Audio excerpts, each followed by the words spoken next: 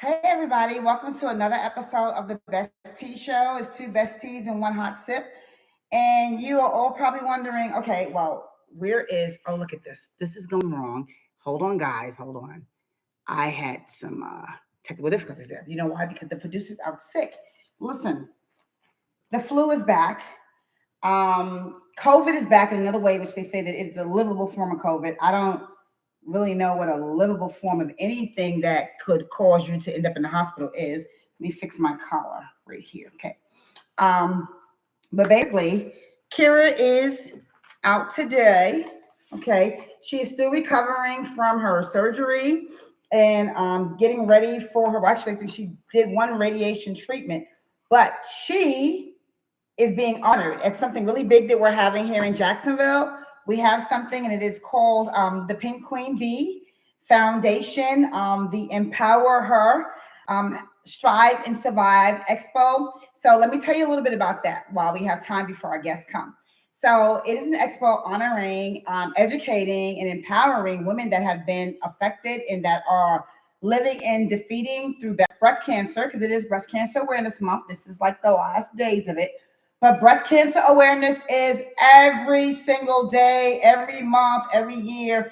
It's something that we're always fighting for to find a cure. So let's not wait till October to put some pink on and try to say, hey, we're all about breast cancer awareness, because that's every day.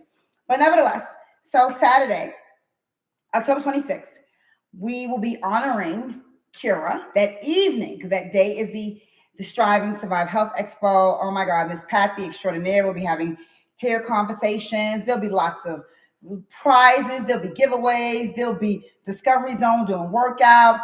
There's so many people where's my script? I can't even name them. I will name them before the show is over. But I mean, even down to Christy from Jones and Rose will be there. We just have so many people helping you empower yourself again. Even if you were a caregiver and you were basically helping someone, like my mom was there for me, my Aunt Kim was there for me, Annie, my little sweetheart, was there for me. And basically, caregivers play a very big role in your recovery, whether it is your children, your husband, your family members, a neighbor. We want to honor everybody. So now, of course, we can't honor everybody with everything that everybody's getting that night, but you still have time to call me if you feel like you've missed the boat or there's somebody that is going through this right now.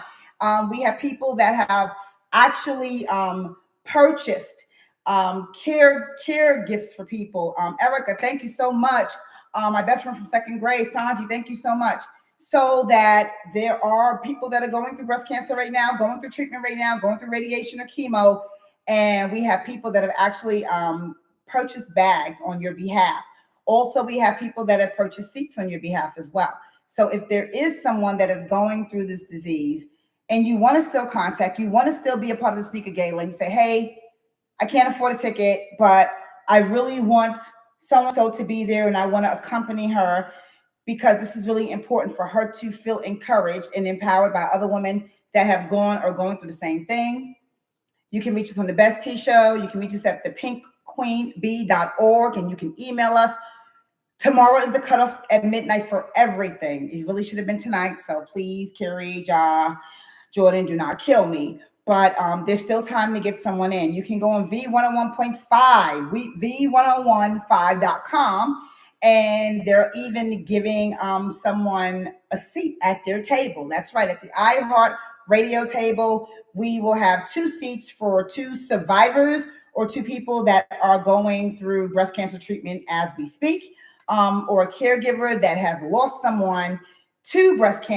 We want to honor everyone that plays a part in the recovery, down to just everything that you do to help through this. Even the nurses, if you feel that there's somebody that's an MD Anderson Baptist, I don't care if you're in a hospital that's not even here, and you're like, this is a super nurse, I feel she needs to be recognized for this, you still have time.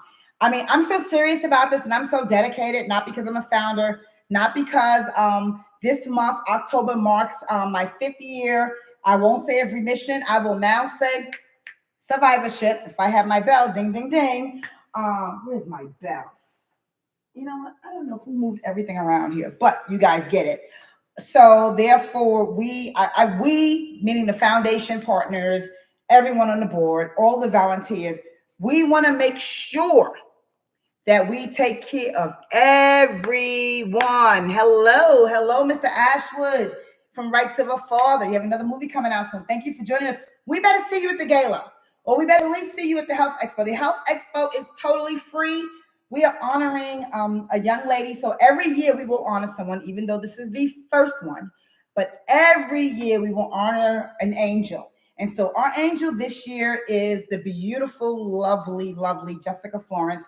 She lost her battle with metastatic breast cancer last August and passed away at the young age of 29, shy of her 30th birthday. And so, you may say, okay, well, you're honoring survivors. Why are you honoring someone that lost their fight? Well, first of all, because we're still fighting for her. And we're fighting that it does not happen to another young lady at the age of 29 or shy from their 30th birthday or 35 or any age for that matter. But I especially chose to honor Jessica Florence for her bravery, for her commitment during the fight to stay so positive and to just encourage others, like, hey, you can push on, you can push through. To be reminded that when you think of her, think of a light, think of something that is bright, think of hope. And I especially wanted to honor Jessica because not only for her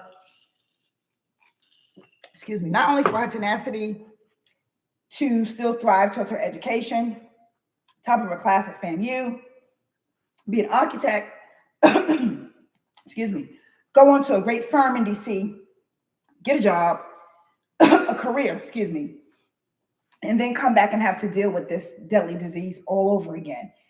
That I'm getting choked up in more ways than one, that we are trying so hard to defeat every year, every day of our lives, the doctors, the nurses, caregivers, us that have gone through it and are going through it. But I want people to get out there and really vote. Your vote matters. I am a big proponent of Black Voters Matter. Shout out to the whole team there. When we talk about why do we have to wait until the age of 40, or if it was hereditary in our family, just to be able to get a mammogram. We as women should have the choice to get a mammogram at any age, because whether it's in your family, whether you have any type of gene, whether it just happened to be that you have breast cancer, stage 1, stage 2, stage 3, stage 4, it does not matter. What does matter is early detection and being able to detect it early enough through having insurance, through your insurance approving it for you, instead of saying you're too young, or we don't see the need, or, well, if no one in your family was, diagnosed, then I don't understand why we have to do it for you so soon. You have to pay for that out of your pocket. And let me tell you something. If you've been to the doctor lately for anything at all, it's expensive. It's not like you're going to pay $70 here, or you're going to pay a little bit of money there, or be like me and you have the insurance, you do the copay, and then it's like, bill the rest to me. And I'm like old school. I'm like, as long as you get this $10 a month, you're getting something. Okay. I'm going to stay true to my word. It's very expensive. Some people cannot even have surgery until they have their copay, until they have the money for the anesthesiologist, because that's a whole nother fee. And they'll tell you, listen, for us to even get you on the table, we know what you need. We know what your stage is. You still have to have this amount of money to come to the table for us to even proceed with it. So this is why organizations like myself, the Pink Queen Bee, Edith Marie Foundation, the Sisters Network, there's so many organizations out there. And if I'm missing some, this means I need to network more with other foundations like myself that are giving money out, that are giving rides to the hospital so you can do your treatment, so you can take a loved one to the doctor. There's so many people out there that are advocating for this, because we know how important it is to be detected early and to know what your choices are, whether it's going to be a biopsy, whether it's going to be removing your tissue, and whether it's going to be a double mastectomy or just one mastectomy. It's a lot that goes with that. But if you don't even have the insurance, or you're not at the age to even be insured to get the mammogram, how would you know?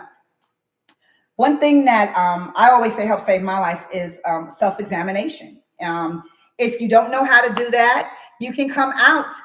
You can come out this Saturday, WJCT 10 to 3. We are having the health expo there. We're going to have a lot of people there. And guess what else we're going to have? The mammogram bus. And it's free. This event is totally free. So these are the type of events and type of places that you want to be educated, not only to be educated, but you're getting a service at the same time. You're meeting people at the same time. You're learning more at the same time. And so it's so important to really come out and support your community and come out and be there. This is the last Saturday of Breast Cancer Awareness Month.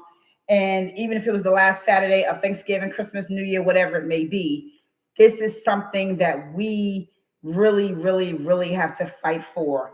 So again, it is the Pink Queen Bee, Empower Her, Strive and Survive Health Expo, 10 to 3.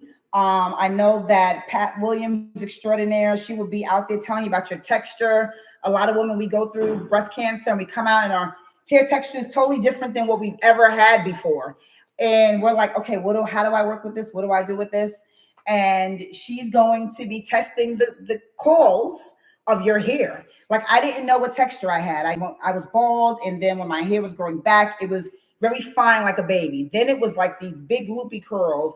Then after I put some Beijing in it, because I don't like the grays. If you want to embrace the grays, you embrace the grays. I'm not embracing the grays. I don't like the grays.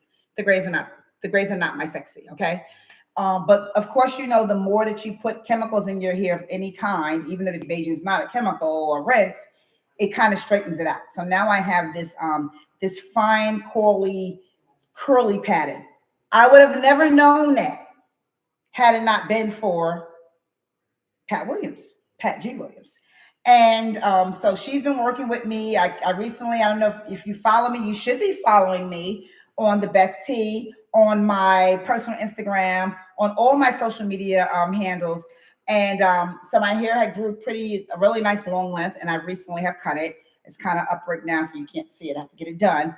But you know, trying to just get back to those natural roots, because anything natural is really the best thing for you, whether it's your foods that you eat. I'm not saying give up your ham on Thanksgiving or Christmas. I am not, hey, Basic Instincts, hey, Kiwi. I'm not saying give up things that you like to eat and things that you enjoy. What I am saying is the more natural you can be with your fruits and vegetables, the better things that you eat, the better your health will be. And sometimes we have to kind of go back to the roots. We have to go back to things that we didn't have all these chemicals back then. We didn't have all of these, you know, Chick-fil-A comes out with this, Kentucky Fried comes out with this. People are making chicken in restaurants and fast food places that are not chicken restaurants, but they're burger joints. All these chemicals, all these things we do to kind of preserve the food. If we kind of stayed away from that, then maybe some of the diseases that we're getting through chemicals, through animals, through testing, we wouldn't have. So yeah, so we'll be telling you about that too. But it's just all type of things you can come out and see this Saturday, WJCT Studios, 100 Festival Parkway, downtown Jacksonville, right across from the Jaguar Stadium. I better not see a frown, a face, or nothing. The Jaguar Stadium. No, I am not from here. I am born and raised in New York, but I'm all about the Jags because I live in Jacksonville. So what else would I be about? Anywho, though, I think our guests are almost here as well. But come out, support this weekend. Again, you don't see Kira here, but you will see Kira there at both events. And we want people come in. I'm like Mr. Rogers' Neighborhood. If you know it's after 8 o'clock and we're filming, just open the door. Okay, well, that's not working either. So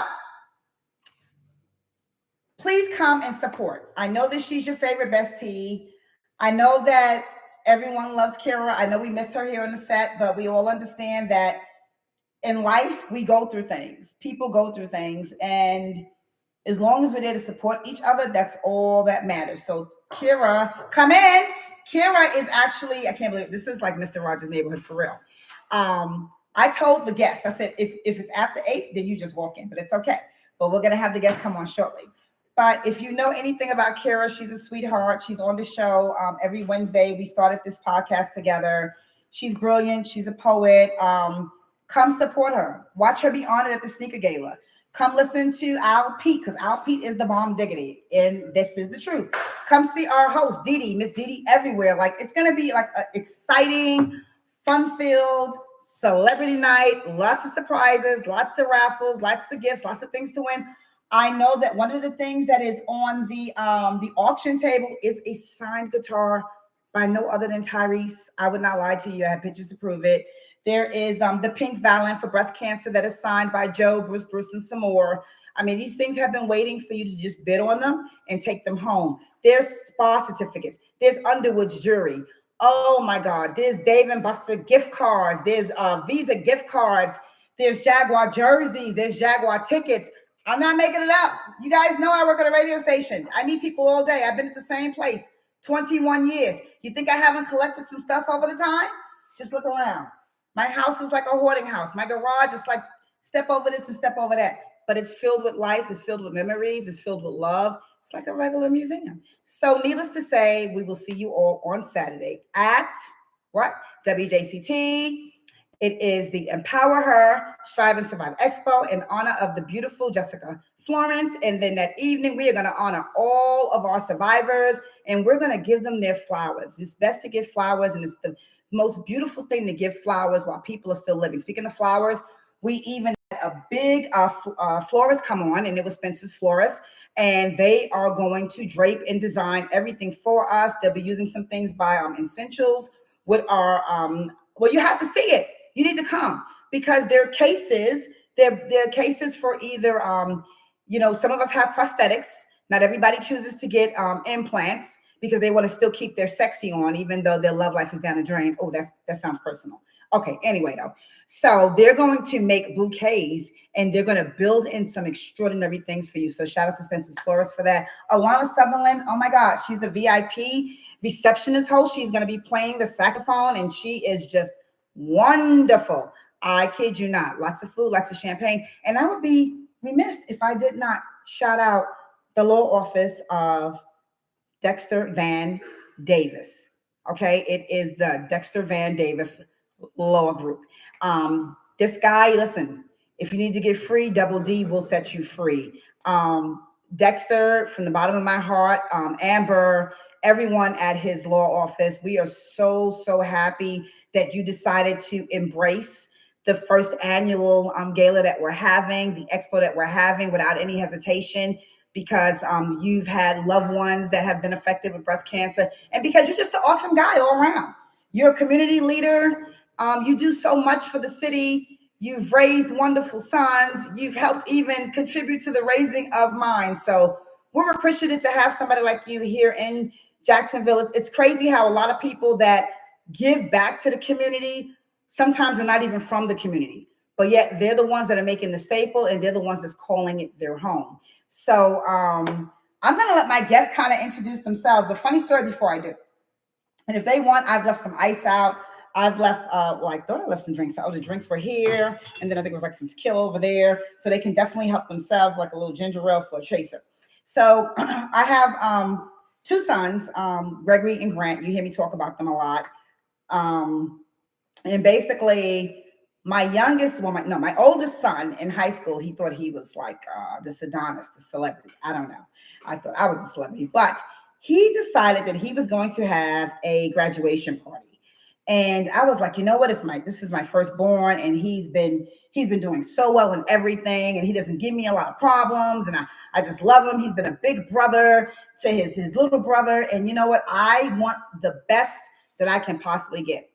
And back then, and still now, we had an incredible guy, and he's going to come up soon because he is now an actor. So is my son now, so it's kind of ironic. And I was like, hey, I reached out to him, and he's with I'm letting him tell you himself, he's with a big team. Okay, he rides with the top tier in the music industry, and he's no other than Smack Silly. So I'm not only to have him here to talk about the movies that he's in and what he's been doing lately, but just to know that life is full circle. And when you give out good and you have good energy, you always come back together with those same people. So I'm not going to do any more talking because this show is really going to kind of belong to them. What I'm going to do though, and there's another book here, I'm going to kind of just adjust this down here so that you can see them just fine. And I'm going to just kind of probably curve over the other camera, or maybe I'll squeeze in somewhere in the middle because I lost a little weight. I'll figure it out. But you know what? I'm going to let them introduce themselves first, and they're going to come on, and I'm going to come out and get some other seating. And then we're going to talk about the biggest thing that's happening Thursday night. That's tomorrow. We know what's happening, the big thing on Saturday. But the biggest thing that is happening tomorrow night at AMC Regency Theater, Regal. Well, see, that's why they have to come on and talk about themselves, because I don't know. So, ladies and gentlemen, here you go. Always. I love this guy. I love this guy. So the producer, and I listen, this guy here, to me, this is the modern day Al Pacino. Al Pacino? I kid you not. I saw a clip. So no, talk about what you guys have going on, what you're doing.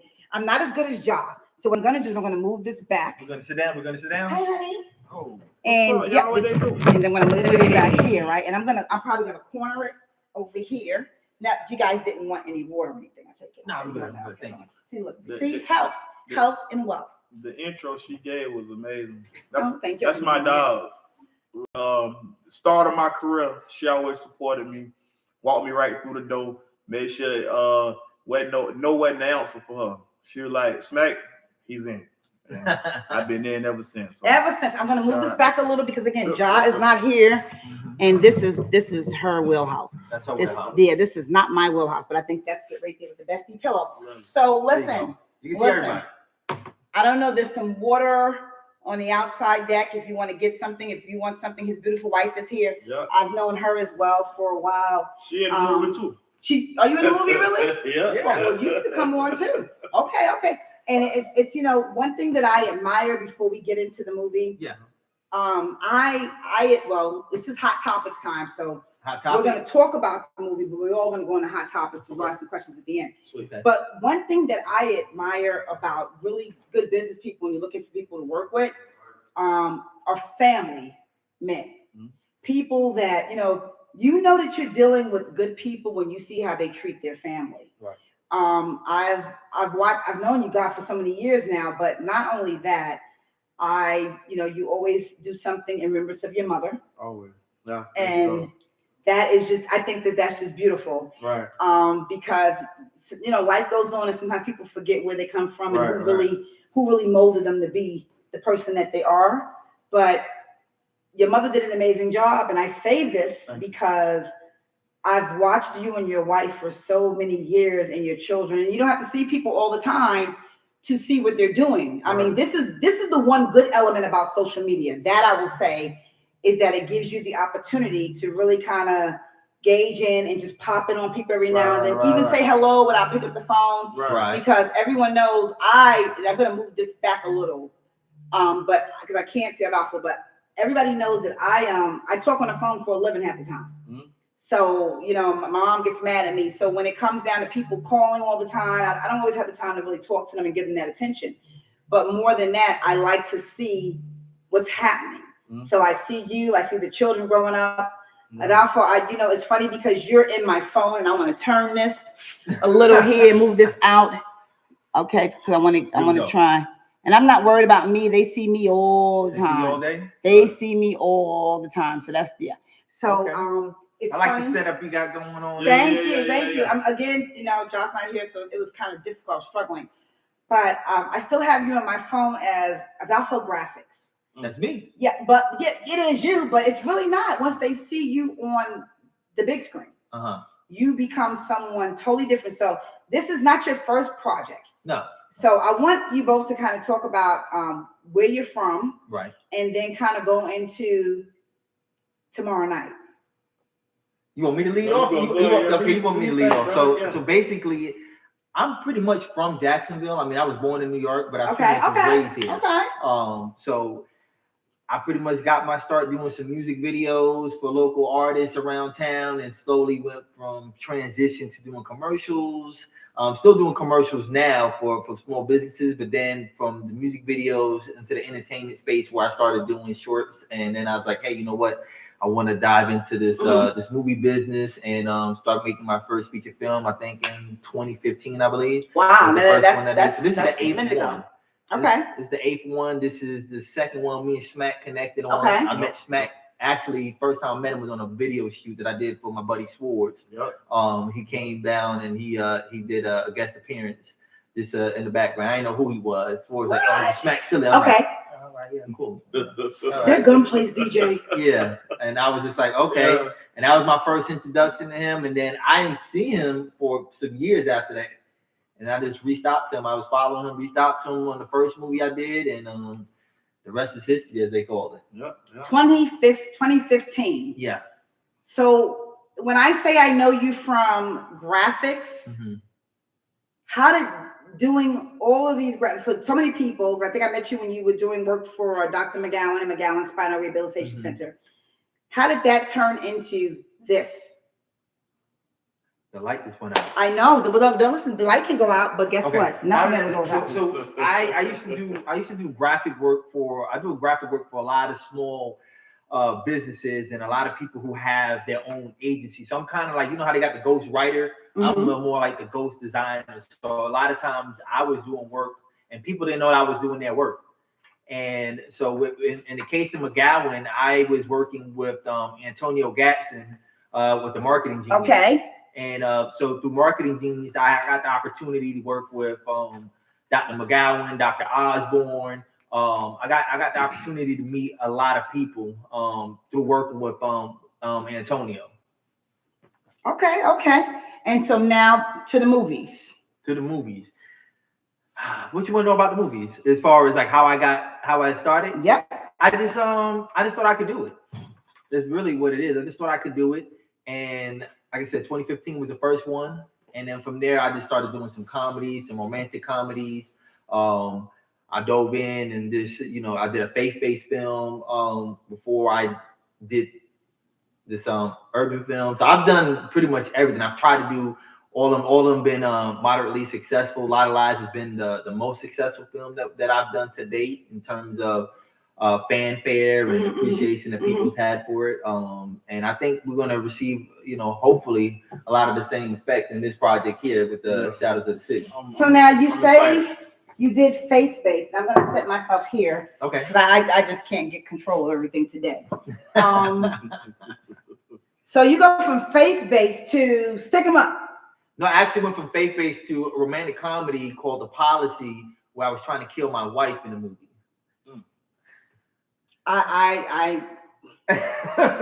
It's funny, but it has a good ending. It's, you can catch it. I hope it has a good ending. It's called The Policy. Go look it up. It's on TV. I just got that. The policy, like that. Okay, I'm a little slow. Yeah. I'm a little slow. Life insurance policy. Yeah. It's a lot of that going around. Yeah, it's there. And some of us are just looking for that just so we can get the policy. But that's another story. I'm sorry. Okay. Yeah. Okay. Let me get back to y'all. So, Smack, what made you go from? Because now I know football players that they all want to be rappers. Right. But I haven't had a lot of experience with DJs that want to now be actors. Right. I mean, it was something that it was an opportunity. It wasn't nothing that I thought of or was like, hey, I want to, he just called me out the blue. He was like, hey, man, Smack, I can get your number. I gave him my number. He called me and he pitched the movie to me. He was like, man, I got this role that I think you'd be perfect for.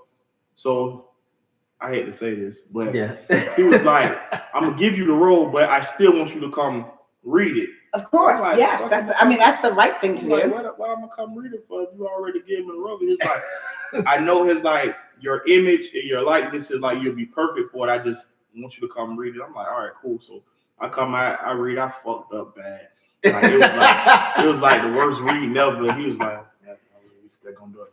So I ended up doing the role and it just came natural. So when he had this other movie opportunity, he called me again. It was like, hey, I got another one. I think you'll kill it. And it wasn't something that I set out to do.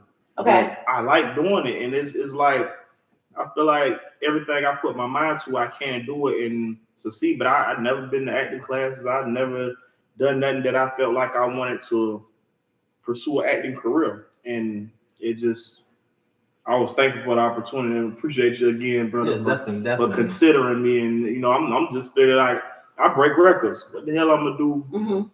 Now he's breaking films. Now he's breaking films. Yeah, so, and it's amazing that you say that with no acting classes and your skills are just getting better and better as you do more movies. Mm-hmm. I found that I've met several entertainers that have never taken singing lessons, pianists that have never taken lessons for the piano, and they can play by ear. Mm-hmm. And sometimes, you know, the talents that we have in us are just there. The things that we're doing are not what we really. Yeah. I mean, I haven't never had no acting classes either, so everything is just, you know, from watching others and then just trying to piece everything together to get it to that level of where I think, you know, excellence is. And so, you know, he follows direction really well, and he's a natural, so it just made sense to cast him in it. You know? to see a lot of lives on the big screen and just kind of like see how my kids reacted to, like, my kids is my biggest fan. So when they seen it, it was like, oh my God, my dad. They was just, my daughter cried when she seen me get shot. It was just like, listen, it feels so personal, right? When you actually see on the big screen, you know, somebody you're related to, your sibling, your child, anything. When I first saw Greg in his first movie, and I don't want to give the movie away for Rights of a Father, but I cried so bad at the end, and I won't say I didn't like him. I just didn't. I felt uncomfortable with the character because of how the end was. Right. And they're out celebrating and they're popping champagne, and now the food's out, the music's out. And they said, "Are you really over there? Are you crying because you're happy for him?" I said, "No, I'm trying to pull myself together about what just." Because I'm very sensitive like that. You was invested in the movie. Yes. Right. Yeah. So you want to hate him in this one too. So don't tell me that. Okay. Yeah. You might not like. It's a different Greg. I'll tell you that. He did a phenomenal job though. He did really that's you're gonna be proud of him on that level. You might not like me either. I don't know. He's my. His daughter didn't like me, right? He's my Ace Boone in my right hand man in the movie. Well, I saw a little clip from it, and Ja will be playing a clip when she puts this back on to YouTube for everyone to view. Mm-hmm. And you know, I'm used to Smack in his roles, okay? Mm-hmm. But I don't think I've ever really seen you in character like that. And you were like a madman. You got that from the trailer, really? It was kind of like, when I say a madman, not like crazy, like but I'm just saying, like, you're so like into it, like. It's like, whoa. Yeah. Oh, wow. Whoa, like, I appreciate that. Like, what's happening here? Like, you know, like, I said, okay, well, this is different. Yeah. This is different. So 2015, you were like 20. What does it take to even start a project for your first project in film like this? I think it just starts with an idea. Okay. You know, it starts with an idea. You know, you get some friends who believe in the idea, who believe in the vision, and you just go for it. You know, you can't take no for an answer. There's going to be a lot of naysayers. You can't do this. You can't do that. You know, people say you need this type of camera, that type of camera, but it's just this passion, and you just kind of just go for it and hit the button. And, you know, people who believe in you are going to believe in you, and they're going to ride with you, and you're just going to have that process going. And then once they see it, they become believers. And then you go, each time it gets easier and easier because more people see, because they see the effort, they see the time you put into it, because I'm not wasting nobody's time. I'm respectful of everybody's time and try to make sure that everything is organized. And, you know, it's not just happy-go-lucky. Like, if I don't like what you did, do it over. What's my favorite thing to tell them on set? One more time. One more time. I hate that. We should be using that. One more time. He could be like, oh, it was perfect. Like, yeah, let's do it one more time just to be sure. I'm like, nigga, you just said it was perfect. Like, one more time. Yeah, one more time. Every time. Sometimes one more time be like 5 times. When you think you're done, it's not. Well, that's a good thing, because he's looking for that perfection. And then even with doing it over and over again, you kind of probably say, you know what, I'm glad I did it a third or 4th time, because now I even like that better than what it was. Mm-hmm. So doing the filming and starting and doing them here in Jacksonville. Yes. I'm sure you saw the stories all this year about how Jacksonville has now become the gold mine for filming. Really? And if you don't know, you need to really look it up, because now they are actually, there's a lot of investors coming in. And I'm saying this because locally, you really have to find your lot or your piece of property where they are coming here for production teams to find land, to find the old railroads, the old theaters that we have. Kind of what they did in Georgia. The same thing they did in Georgia. And so they're saying that Jacksonville is next on the map to be one of the biggest filming cities. What do you guys think about that? That's dope. I mean, it was the first Hollywood. So, I mean, the only reason it's not here is because of the weather in the church. Well, and the church is changing downtown as well. So there may be some real opportunity for downtown to have some growth. Oh, what you mean, the church? What that mean? Well, because we're in the Bible Belt, so the church controls a lot of the things. So when Hollywood, because Disney World was going to be here, but they didn't want it. Yeah, I heard about that. You know, so it's Disney World, and then they went in with the California because of the weather. So, you know, rains here, over there, they don't got to worry about nothing but like earthquakes. Right, okay. It's cool year round. You see how easy he said that? Just earthquakes. It's just, you know. Yeah, like it ain't no thing. Yeah. I mean, Oh, no, I totally get it. Would you rather earthquakes or hurricanes? I don't know. I'm from New York, and then they say, would you have a snowstorm? Or I'm like, I'll take the snowstorm any day. Snowstorm any day? Oh yes, I love the cold snow, of the weather. So I'm good. I love the snow Wow. until you fall. Until you fall. But no, that is a good thing, and you have to step up more than a lot of other people do, and you're giving out a lot of opportunities to young people. Tell us about the film, what inspired the film, what's going to take place tomorrow, like when they're expected to come out so everybody can see it. What are you on streaming platforms? What are those platforms? Tell us everything that we need to know about this film. So it starts tomorrow. 7:30 is when it starts, but we want people to get out there at 7 o'clock. It's going to be at the Regal in Jacksonville, Florida. Okay. So 7 o'clock, get there. It's going to be a red carpet. You know, you get to take pictures with this guy, with Greg, you know, with some of the other actors in there. Come, you know, dress to impress if you like, or come casual. Doesn't matter. You know, Smack, I know you got an outfit set up for the whole thing. I think I got something. You got something? He thinks that means he probably has something till It May. looked crazy. He came with a whole headpiece and everything. Oh. My wife ordered me like this King of Zamunda fur thing that go over my head, and I love it. It was really nice. Yeah, he came out. So make sure you guys come get some pictures with him. It says 7:30. The movie starts 7 o'clock. We're gonna do a little red carpet thing. You know, people are gonna be out there taking pictures, getting candy, popcorn, all that good stuff like that. You know, so after that, you know, we're gonna be looking at the, you know, the typical streaming platforms. We're gonna be looking at the Tubies, the Amazons, and stuff like that. You know, hopefully not too long after that, it'll be available. But you know, you want to make sure you get your tickets. There's still some seats available, so get them before they run out. Definitely. And be a part of history. Definitely. And be a part of history. So let me get my glasses on, because this is where I'm at in life right now. I'm at Glasses, and I'm at November, the first week of November, second week. Costco and Sam's has like their Black Friday sales. Nobody, that's straight up. No, for real. Nobody waits anymore until Black Friday. Like, so I guess this was a way so that some stores can make more money. Right. They're like, oh, they're gonna wait until Thanksgiving at midnight. So we went from standing online. So I don't know how most of you are, wherever you live, in whatever part of the country or state. I used to stand online. I used to make my Thanksgiving dinner and tell the boys, hey, at this time, get your iPads, get everything, get in the truck, and we're going to every store that has something on midnight that I want. Because people were not big on shopping online then, and a lot of things were not offered. So yes, I was a part of the crowds that were fighting over the TVs, and I wasn't fighting. I always had my TV ready. I was ready. I had a crew of people. Oh. So one would go to Walmart, one would go to Sam's, one would go to Sears, because then we had Sears. Oh, I had it mapped out over the city. So now I just have my glass of wine. I have my computers lined up, and I have everything already inside of the carts. And as soon as 12 o'clock hits, I'm just in there. Oh, okay. Yes. So so now my life is sales and finding different readers in every city, country, and state I visit. Mostly New York. So then that's how I check my time. But I'll keep them on for now. Okay. So what else and what other projects do you have coming out? Will they be in the acting camps? I just gave that to you for free.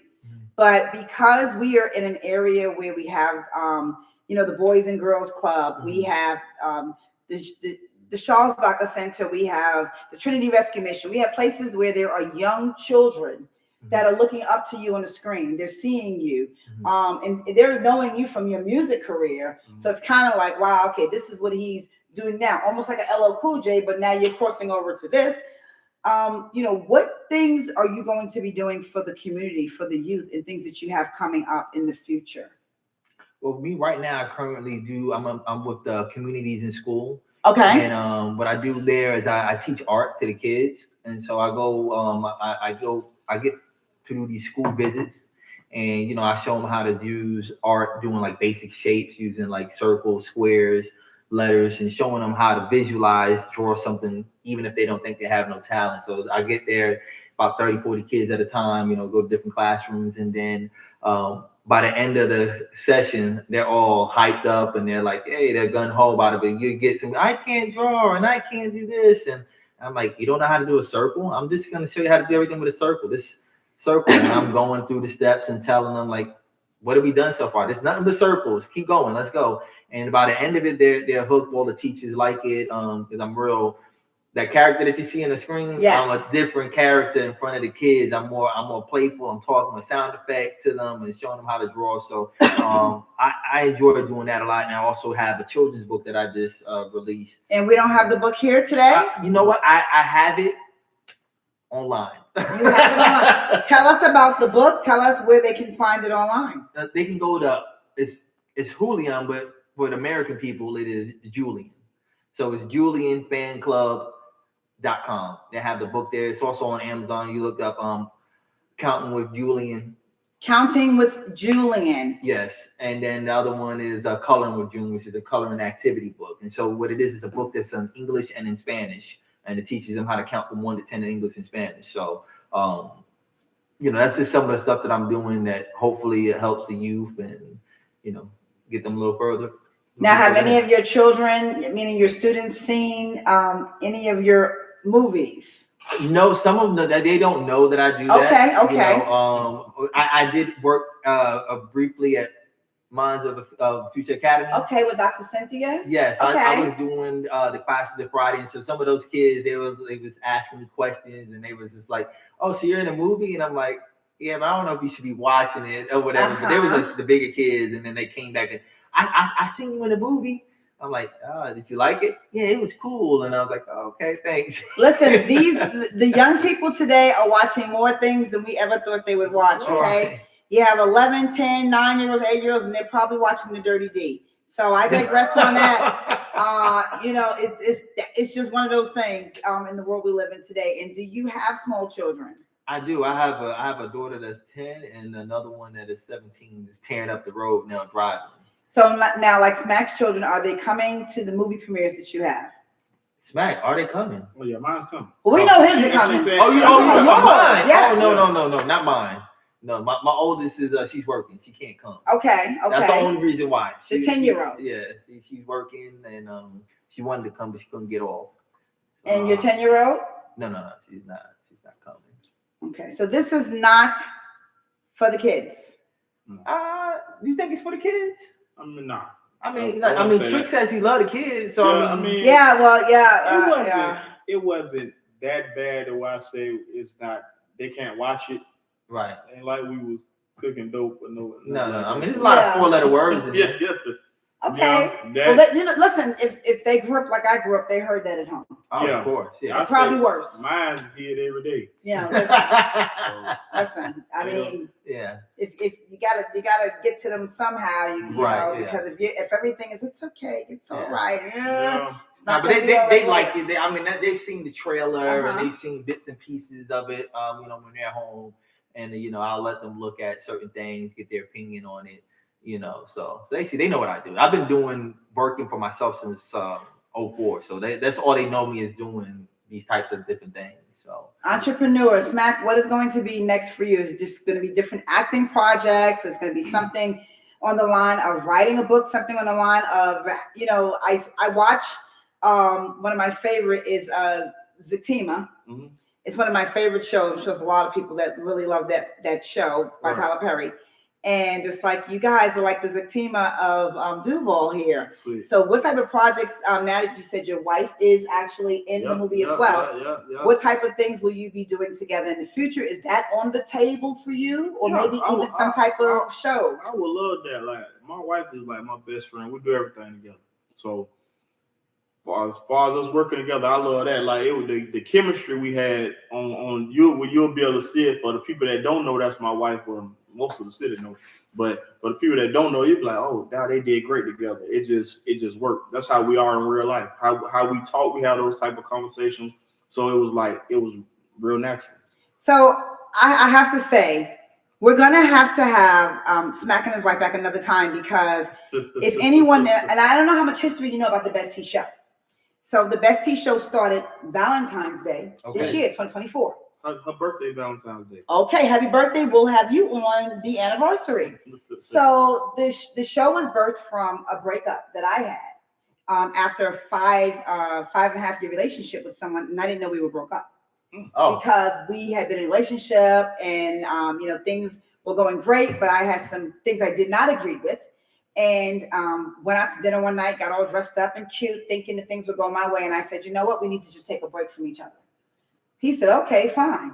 That's going to work for me. Went back home, and everything was like nothing ever happened. I took the break, I thought mentally, because he was going to say, oh, I'm going to change this, change that, change that. You don't have to worry about that. Okay? We still was seeing each other. Nothing ever changed. Wow. Until the last holiday, which was last December. And I said, well, what are we doing for the holiday? We're doing this. He's like, whoa. You broke up with me. Wait a minute. I broke up plenty of times, and we like, I wouldn't be sleeping with a person that we're not together, right? Right. So that's how it started over me being heartbroken and the relationships with men and where we're at now. And Kira is married. Okay. And she's been married over 23 years. Mm-hmm. And coming from her side, being married to someone in the music business, and figuring out life with that, but still feeling like, okay, I'm doing a lot of things by myself. What's happening here? Right. Keeping that romance, keeping that love, where it goes, and how we kind of after 50 have to find ourselves again, and kind of reinvent ourselves in relationships. Right. So of course, she's still married, but of course I'm still figuring it out. Right. So when I see you, and then I look over at your own, because I never got that close to Smack. And I'm saying to myself as he's talking, is that a picture of his wife? No. As a tattoo? No. Fucking love. No. I got fucking love. There we go. But how many tattoos I got? You like 3? I got 3 of them. And this is what you don't see. I celebrated with Greg, was the best man for his best friend's wedding. Mm-hmm. They have been best friends and neighbors since they were, 6 years old. Mm-hmm. And young man Jamaris Wilson was married to his high school sweetheart from Paxton. Mm-hmm. Danielle, she went to Stanton, one of them. But they love each other like they were still in my house when they were in 9th, 10th, 11th, 12th grade. Wow. And to see all of the young people there in the wedding, in the high school, and some of them had children, some of them were married. I made a speech and I said, this is something that you do not find, because no matter whatever happened in the relationship, they never wavered their love. Things happen, but you never waver what is your hub, what is your home, what is your rock. And you have to keep that foundation solid. Yeah. You get a crack in it, get that concrete, get it back up again like nothing ever happened. But I so admire, and I so, I congratulate people when I see that you can really hold that together, raise a family together. Mm-hmm. More people need to do it.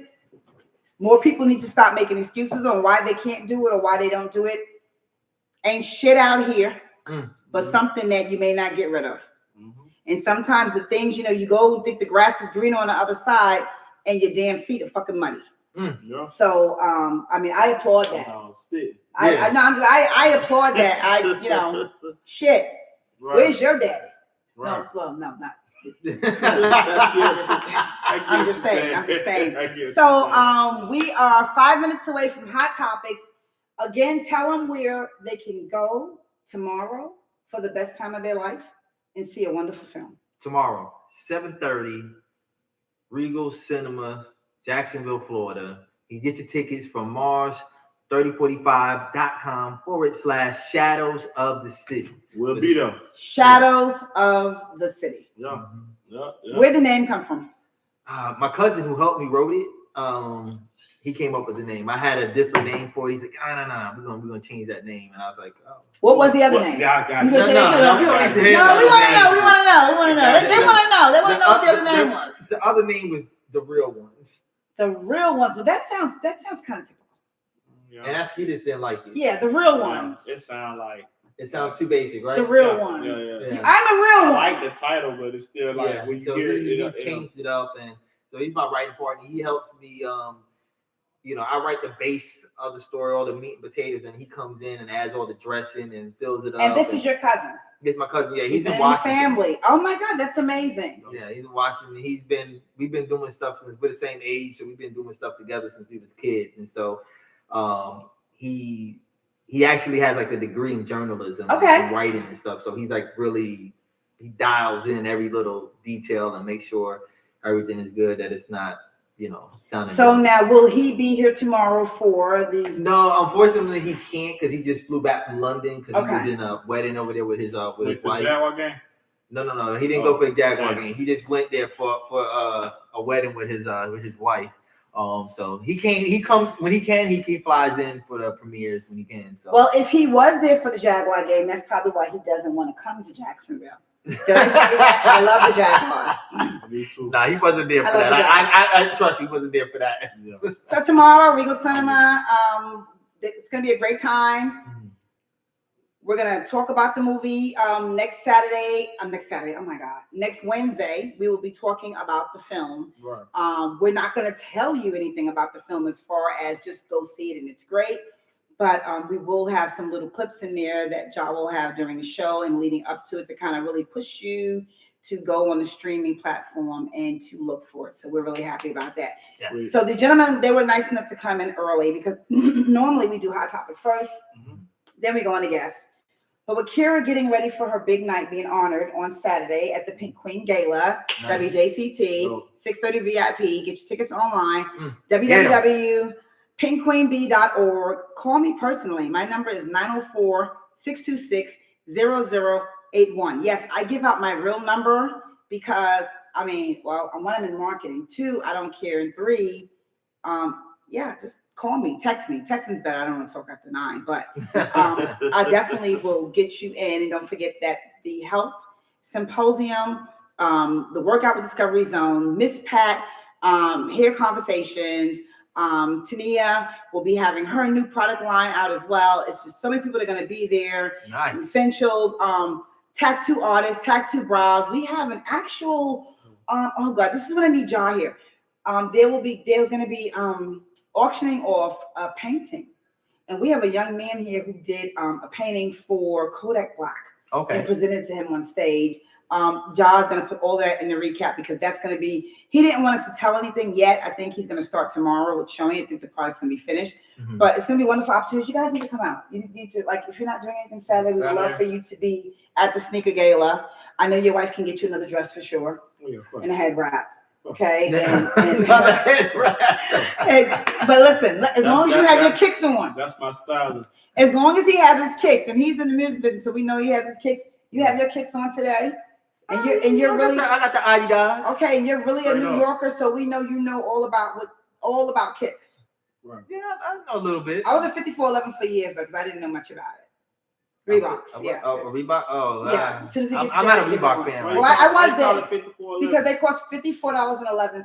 So when you want a new pair, you ask your guy, can I get $54.11? I need to get some new kicks. That's why DMX said. Yes, 54.11, size 7 and girls. Wow, that just blew my mind. Now the fact that that makes sense. I never knew that. That just blew my mind. When she said it, that's the first thing popped in my head. Now I hear the record. 50 was, yeah. I don't know who's 11 size 7 and girls. Yeah. Wow, so he bought baby some Reebok. I'm the educated. Well, Reeboks was in because they look so clean. I mean, I got a pair of gangsters. listen, the only Reeboks I had were the Kamikazes, the Sean Kemps. I get it, but we were wearing like the lacrosse suits, the tennis suits was in style back then, going to the Apollo. But as soon as they turned yellow, you couldn't wash them.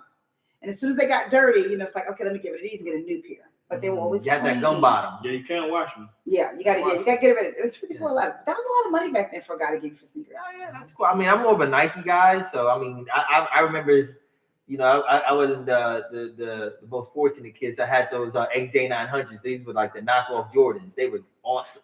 And that's okay. I bought my son a pair of classics. I'm like, Dad, do you know these was the best shoes out when I was growing up? Like, and what did he say? He said, I don't know this shit. He liked them, he but he was looking like, what is these? I'm like, bro, do you know like these are classics? Like, and I caught hell trying to get 2 pair on. Oh wow. Well, it's like the kids now, they wear the Champion stuff, and I was telling them like Champion used to be Bobo. Like y'all think this is nice. This was the Bobo brand. Yeah, they into all that. They into everything odd now. Whatever wasn't cool then, that's what it is. But what's crazy is everything comes back in style. Oh yeah. Everything. So I don't know if you didn't hear me earlier because you guys weren't here. I'm like the hoarder of the century. Oh. That means that I have everything from high school still. If it was the fashionable thing, I kept it. I kept a piece of it or something. I still have the Coogi sweaters, the Coogi dresses. That came back in style actually twice. Okay. Since Coogi was out from Biggie. I still have the sequins jackets. I have the bamboo earrings. Only one pair. I didn't have at least 2. You got a members only? Let's just be real about it. My dad wore members only until he passed away. And even when it was out of style, he wore members only jackets. So I don't have one. I was going to buy another one. And he wore the high top basketball socks. Oh, and stripes? With the stripes. Okay. And he'd walk around in the, what do you call it? The short shorts.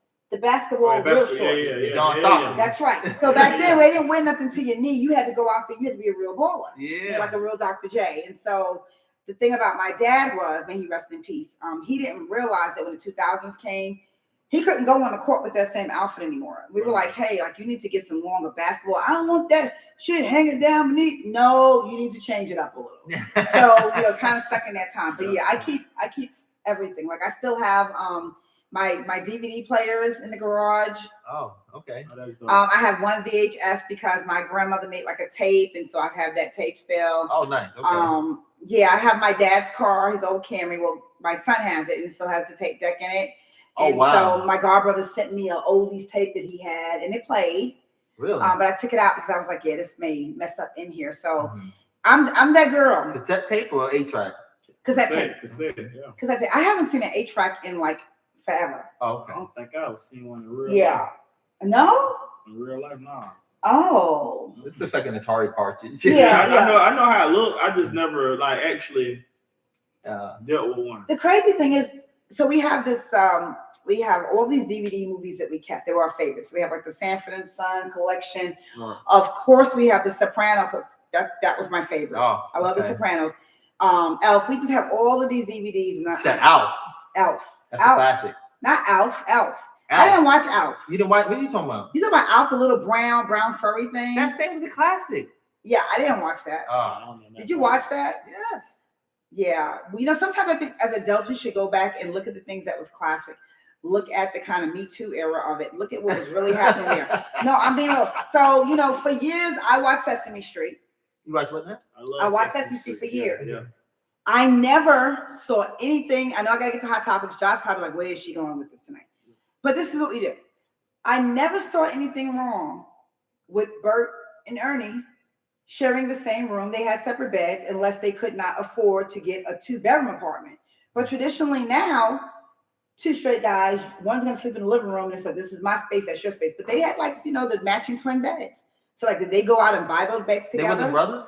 No, they were not brothers. I thought they was brothers. No, they were not brothers. There was nothing that ever said, Bert, you're my brother. Ernie, you're my brother. No, they were friends. There's 2 things today she blew my mind. They were friends. Listen, if anyone else knows, chime in. They were friends. Bert and Ernie were friends. Okay. That I didn't know. They were one of my favorite characters anyway. So. I love them though. I thought they were great. I like the Cookie Monster. I like Oscar. That was one of my Oscar. That's probably why I'm always dating garbage. Oh, wow. Okay. I'm sorry. There we go. Yeah. See, I watched right in the kitchen. Teletubby was another one. I love Teletubbies. Oh God, Greg loved Teletubbies. And then later on, I realized that, That's before my time. Yeah. I mean, after What? I'm grown already. Okay, then I'm gonna leave all of this alone if that was before his time. Barney Not before wasn't. my time. I mean, I'm grown already at Teletubbies. I'm old. Did they stop watching Barney? They take Barney off? No, the kids still watch. Barney's still That's how watching? I'm grown already, though. I don't think they make new episodes, but I think it's still. I'm a Mr. Rogers kid. Listen now, I'm Mr. I Rogers. like Mr. Rogers, but okay. If you had a Mr. Rogers in your neighborhood right now and That's he lived creepy. next door to you, you'd be like, okay, pedophile. Yeah, Like, why is he home every day Yes, talking to and kids? Mr. Rogers had the kicks, clean He had kicks. to clean, yeah. I mean, I'm a Mr. Killer. I'm a Mr. Rogers, Bob Ross. Like that's the stuff that I grew up on. Yeah. I grew up on Reading Rainbow. Reading Rainbow. Reading Rainbow was good. I grew up on Conjunction Function. I remember all that. Yeah. What's your I'm just a bill. Looking up. Just the sitting here on Capitol Hill. Yeah. Well. That was hot. Yeah, I grew up on all of that too. And of course, listen, I don't care what you say about Bill Cosby. Okay, I love Bill. Fat Albert was the shit. What? Junkyard Dad. What? That was the When crew. they came out with the ice. Remember the food? No, the had the Fubu ice. joints, Oh, yeah. man, boy. Fat Albert was it. Like they need to remake that or yeah. bring him back. But I'm gonna tell you something else you probably didn't know and didn't think about. Whatever. Fat Albert definitely had diabetes. Of course. He was too overweight. He didn't eat right, and that's probably why they got rid of it because they weren't teaching our community to eat healthy. See, they should have changed Fat it. Albert was Everybody also else like was from the skinny, Fat though. Boys and stuff like that. Like You that think was so? the thing back then. You know, the Fat Boys, they were real popular. Well, you saw what happened to the Fat Boys, right? Cholesterol. yeah. Okay, we got to change. Somebody should have been a vegan on that show. That wasn't even a thing back Well, then. it's the thing now, and if they wanted to keep and stay relevant with the times and keep the show, they should have kept changing with the times. Like someone should have been. What is Wayne Brady? So Wayne Brady is now he's poly something. I didn't even know what the hell that meant until recently. Sexual. Polysexual. Yeah, I heard about that. What I don't know what it means, but I heard. Akon's not polysexual. He's what, polygamy, right? He's not polygamy. What is Akon? I thought Akon he has a girlfriend. I mean, they were at the studio. No, he's like a polygamist. No, I don't. Yeah, he said he had like 18 wives or something. Does he? I don't Well, listen, he can do that if that's his tradition. I don't know. Okay. But Wayne Brady came out and said that he's poly, He's like polyamorous everything, or something? polysex, whatever it is. So to stay up with the times, I guess the characters, Fat Albert could have still been around. Teletubbies, they didn't speak, so I don't know if they could have made it. Right. Mr. Rogers, he was too old. Mr. Rogers should have had a son. So what is that telling you? Did Mr. Rogers ever have a girlfriend? Mr. No. Rogers did have a son, the Blues Clues dude. That wasn't his son. Oh, damn. Make that up. Wait, first of all, next you'll be saying that who's the guy? Pee Wee Herman was his son. I can see I mean, the he likes resemblance. sons. Yeah. Period. I can see the resemblance. Yeah. Okay. So I'm gonna leave that one there before I get in trouble. No, Mr. Rogers did not have a son. He never dated.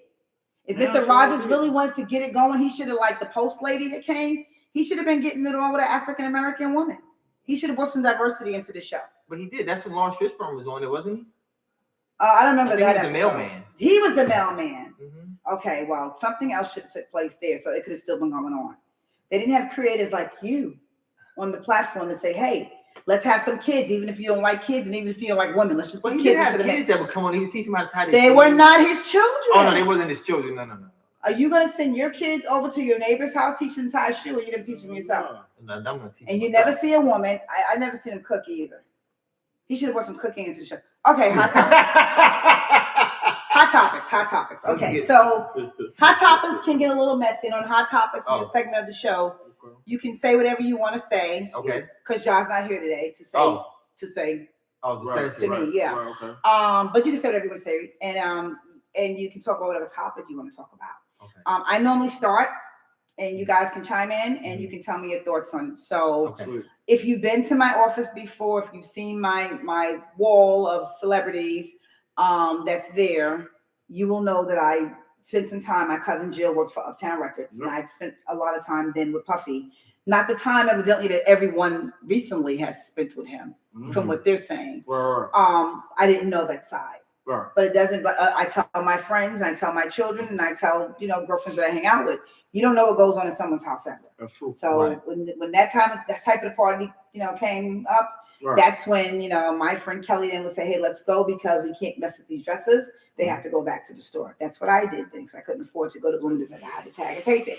But not only that, I mean, that wasn't my thing. Right. And I kind of think that, you know, my mom and I went kind of back and forth with some other people. Like, well, he did this and he did this. Do you know what they said about this one in this case? So it's two things that kind of troubled me. Black people, Latinos are not the only people that have committed these crimes. No one's talking, you know, it's just taking our mind off of an election where we already have a rapist because he's been doing some bottle work too. Okay, but y'all want to vote for him anyway. But now we're shifting because we're worried about what Puffy did and what Puffy's doing. It's taking your mind off of the fact that we now have a large number of immigrants in our big cities, including New York, that you know, that are coming in with gang violence, Mexican cartels. Oh wow! And different things are happening in different places. Women are being raped. Oh wow! It's a lot of violence from us bringing in a lot of immigrants and not kind of filtering it out to see in what we were actually doing. We thought we were helping, but we really wasn't helping. So now Puffy's taking your mind off that too. The fact that gas is going up. The price of eggs, I used to get eggs, used to be like 68, 78 cents. I'm paying almost $4 for a carton. I don't know what cigarettes cost because I don't smoke them, but we're just in a bad shape. I don't smoke cigarettes. Why are you looking over here? No, I mean, the country's in bad shape. The country's in bad shape. And so I'm not siding with anything that's ever wrong. I don't believe in it. You know, I have nieces, daughters. Like I don't believe in you doing anything like that. But I will say one thing, and I know you can get mad. I don't care. This is why we have the show. Right. 14-year-olds are not the 14-year-olds that I don't know the last time I seen a 14-year-old that wasn't. I seen a chick 15 with implants. Like these young ladies are not being raised by their grandmothers anymore. I'm gonna say that. It's not to say they should be taken advantage of because no one should. Right. But what I'm saying is we're living in some strange times. Okay. We once said that the Catholic Church, and I'm Catholic. Okay. All right. We once said that the Pope would never marry a man and a man or a woman and woman because it, you know, was against everything that we ever thought and knew traditionally and grew up with. Right. But then we find out how many of our Catholic priests have been molesting all of the altar boys. Okay. There's just a lot of shit going on in the world, and it is horrible. I think it's always been going on. It's always been going on. Yeah. We just now have the internet and the curtains. And now everything is just out in the open. So when it comes to Diddy, right, and the cameras got him, it's wrong what happened to Cass. It's wrong what happened to these other alleged, you know, stories that we're hearing that could be true. I just think it's like a modern day, and I said it on another show 2 episodes ago, a modern day lynching of a minority because we are so focused on everything he's done. But again, I'm going to say it for the 5th, 6th fucking time. Why didn't anybody go after Woody Allen when he was screwing his adopted Asian daughter? And his wife, Mia, was in the next room. And then he fucking married her. Why isn't anybody looking at those platforms? He married his daughter? Yes. His adopted daughter? Yes. No, that ain't no. Oh, she was a baby. He raised her, married her. That's weird. Divorced his wife. That's weird. But we don't hear about that. So I didn't hear about it till now. Okay, guys. Wow. Okay, look it up. No one touches that. Okay. So, I mean, what are y'all thinking about the whole Diddy thing? I think it's just one of them times like, well, is that era where they try to destroy like a certain icon, like you had the Michael Jackson situation. You got certain people that come up and they be that famous, and it's like you got a period of time, like you said, the election going on, you got a lot of stuff going on. So who can we target that's big enough to take the attention off of what we got going on? And I just feel like his number was up. Like, then you got these people like what they say Bill Cosby was buying up all this stuff. He buying up all these networks, and you got Diddy buying up all this stuff, and he just trying to shut out that middleman. And it's like, what better way can we get you to sell this stuff? Because as soon as he got in trouble, guess what he had to do? Sell all this stuff, give up all his rights to certain things. That's where he can surrender stuff. So they be like, well, I'm not a risk. I'm not a flight risk. Right. So you're giving all this stuff back. So even with the Diddy situation, I just feel like I'm not one of those people that pass judgment until it's like some kind of proof. Everybody want to put somebody in heaven or hell and they got one to put them in. Right. And they be so quick to pass judgment on somebody when I feel like that's how you feel from jump. Like, say, for instance, if somebody came and said, hey, Mars, such and such, such and such. If I choose to believe that with no proof, that's how I wanted to believe that. Right. So I'll rip already. Okay, yeah, he is kind of. So I'm gonna just. So even with the Diddy situation, I feel like motherfuckers want to believe it because they don't want that type of icon to be who he is, who he used to be. You get what I'm saying? Like, I just feel like they're trying to destroy his legacy. So even if Diddy is some kind of monster, I feel like just separate that from the music because I ain't getting them songs back. No, I don't think that. I mean, everything passes with time. So I think the music is always going to stand the test of time. I mean, but people still playing R. Kelly. Yes, we're still playing R. Kelly. But they try to take that away from you, though. That's the first thing they try to away. do. It's like they try to take away the Cosby Show, but you can't take it away. It's just like it's part of time. Yeah. You know, the shows, like you said, it's culture. It's the culture, and Diddy is the culture. So regardless of what kind of fetishes he have, allegedly, what kind of fetish he have, that's his business. You get what I'm saying? And so you got people coming all the way back from 99 saying, oh, he did this to me in 99. The man got over 300 and some lawsuits right now. So what are your thoughts on it? I mean, listen, I think at the end of the day, the truth shall set you free, right? Yeah. And so if it's true, it's going to come to light. I mean, he got some good lawyers there. I mean, I think a lot of it is going to get washed under the bridge. But he's definitely going to get some time on him. Nah, hell no. He's going to get time. He's going to get a mistrial because he can't. Is nowhere in this world that they can have that video case. of him beating Cassie it holds so much weight, and they leaked that out on purpose to help the prosecutors. But the judgment was already passed on that. It is already passed on, but now that it's a different case. Then what they're saying are they're implementing her into like what you call that shit, scouting. Saying she was scouting certain women for him to.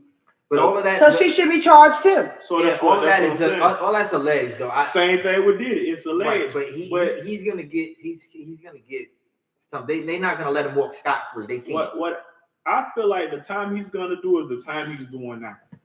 Nowhere in this world that they don't know Diddy, he's gonna have a fair trial, and that's what he's pushing for. The fact that wherever I go at, nobody's gonna give me a fair. They're gonna automatically judge me by what they're seeing and what they're hearing.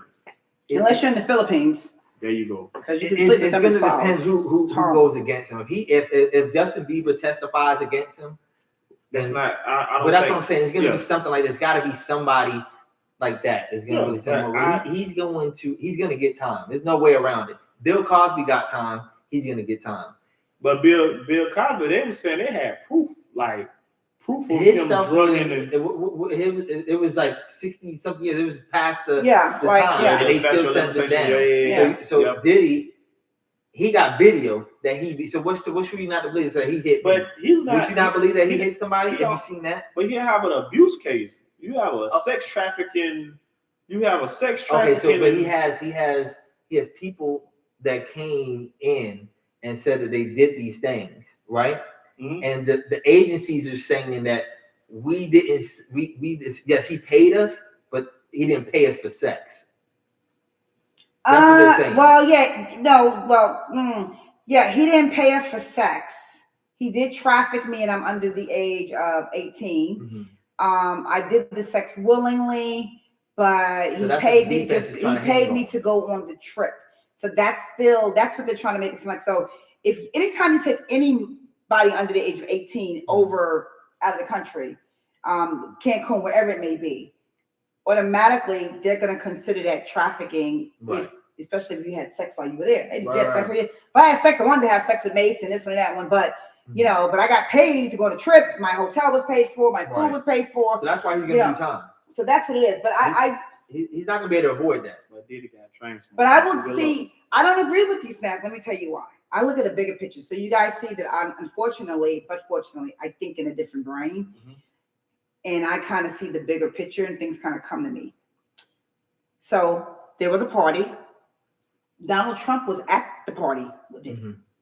They're allegedly saying that all of these mansions have some type of escape. Tunnels. Yeah. Well, now the tunnels were not for sex, people. Let's talk about that. Right. The tunnels were in case there were fires like they are in California. There would be a way that people could get out to a main road in case they were trapped in. Mm-hmm. Okay, that's number one. Number two, Donald Trump and Diddy were at a party and they were talking, and Donald Trump had his arm around him, and they have a tape of him saying it's not what you do, it's if you get caught. Mm-hmm. Okay? Mm-hmm. Election time. Donald Trump is a criminal. He's already been in the hot seat. All this shit has been going on with him. Sometimes we do things and we befriend people as snakes because we want to kind of pull them into the madness and the darkness. Okay, the shadows.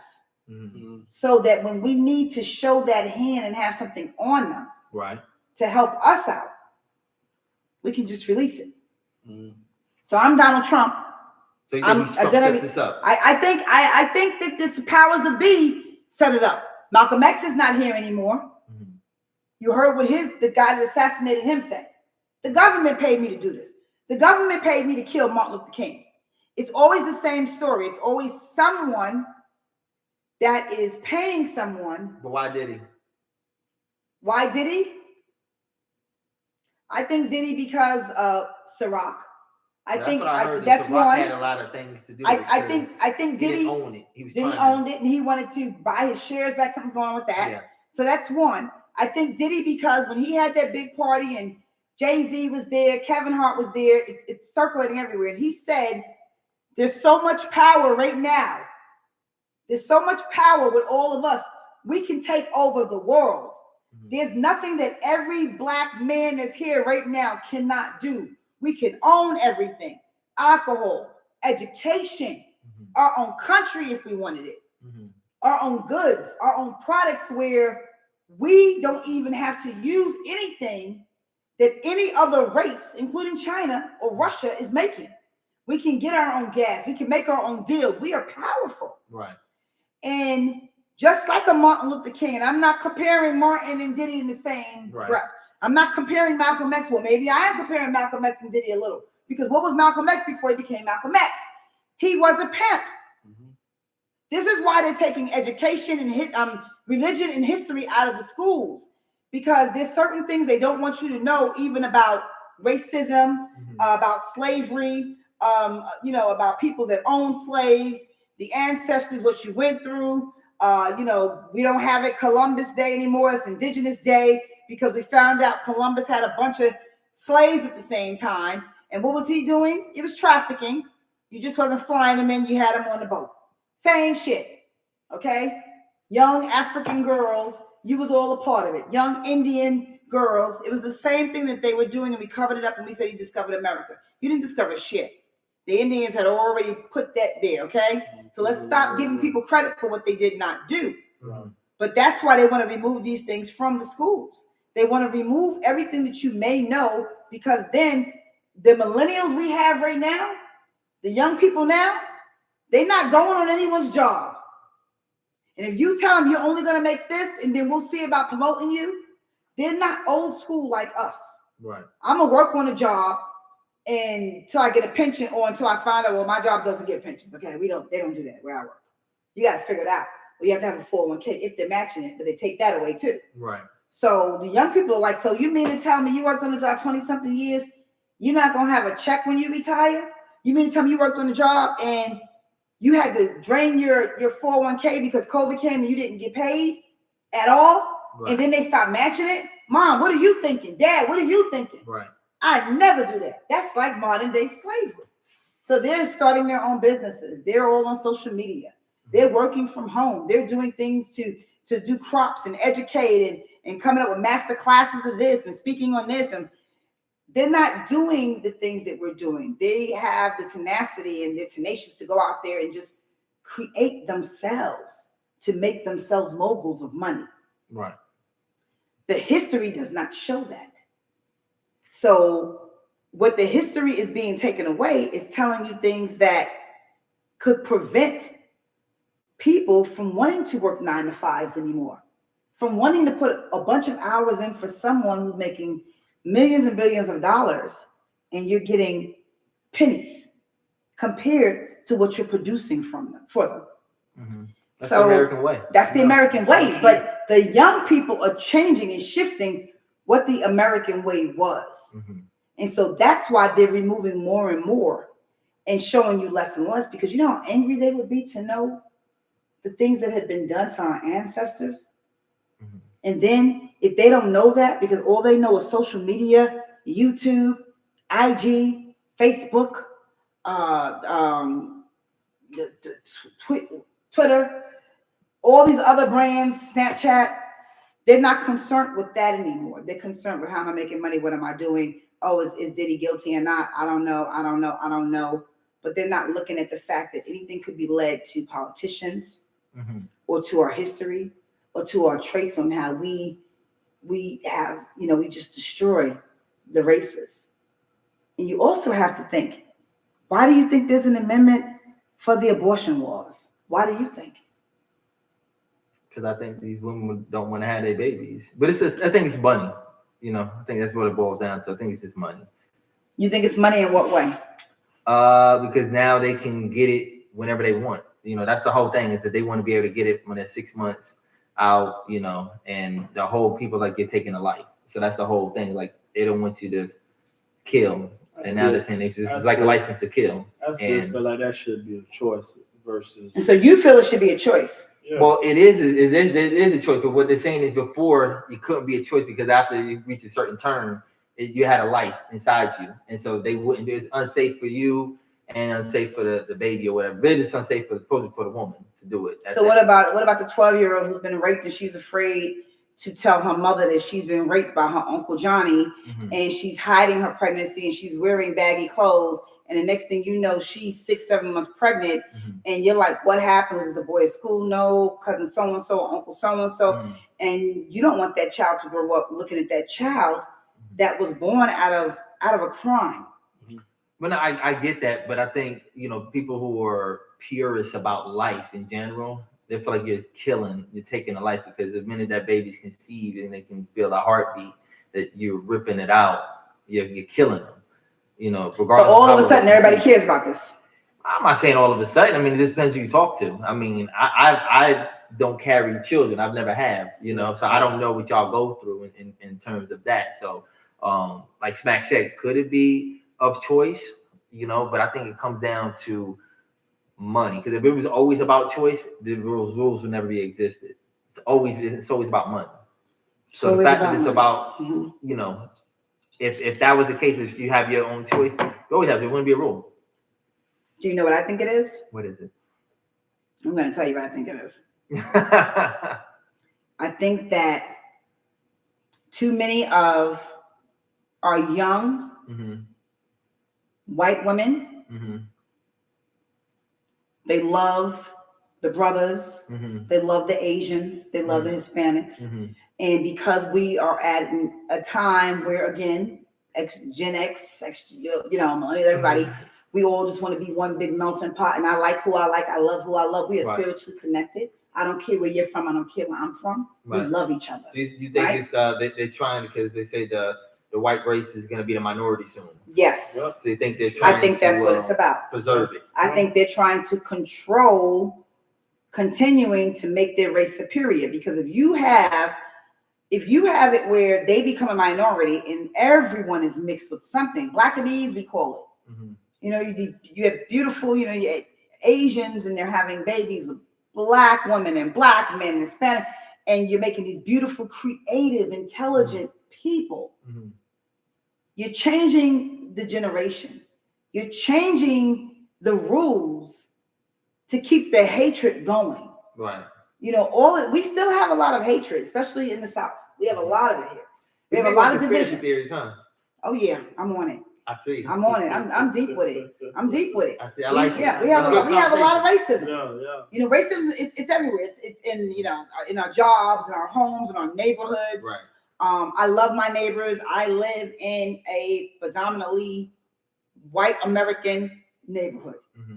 every flag you see, not every flag, every sign you see right now, and it's time to vote, says Trump vans, Trump vans. I see so many Trump vans, I'm asking them, you got an extra sign? I'm going to put it on my yard, and then I'm going to get a camel, and I'm going to say, put another sign in the middle that I'm going to make and say, either way, we're fucked. Because either way, we have things that we disagree with both, or we like with both. It just is what it is, especially depending on what tax bracket you're in.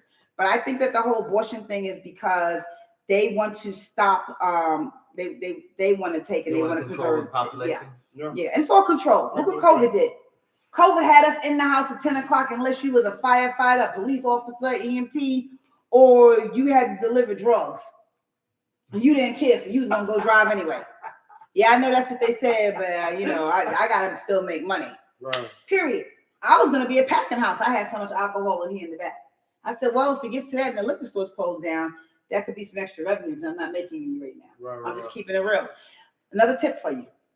Every December 26th, Publix sells Bel Air on the side. So, hey, buy one, get one. Buy one, get one.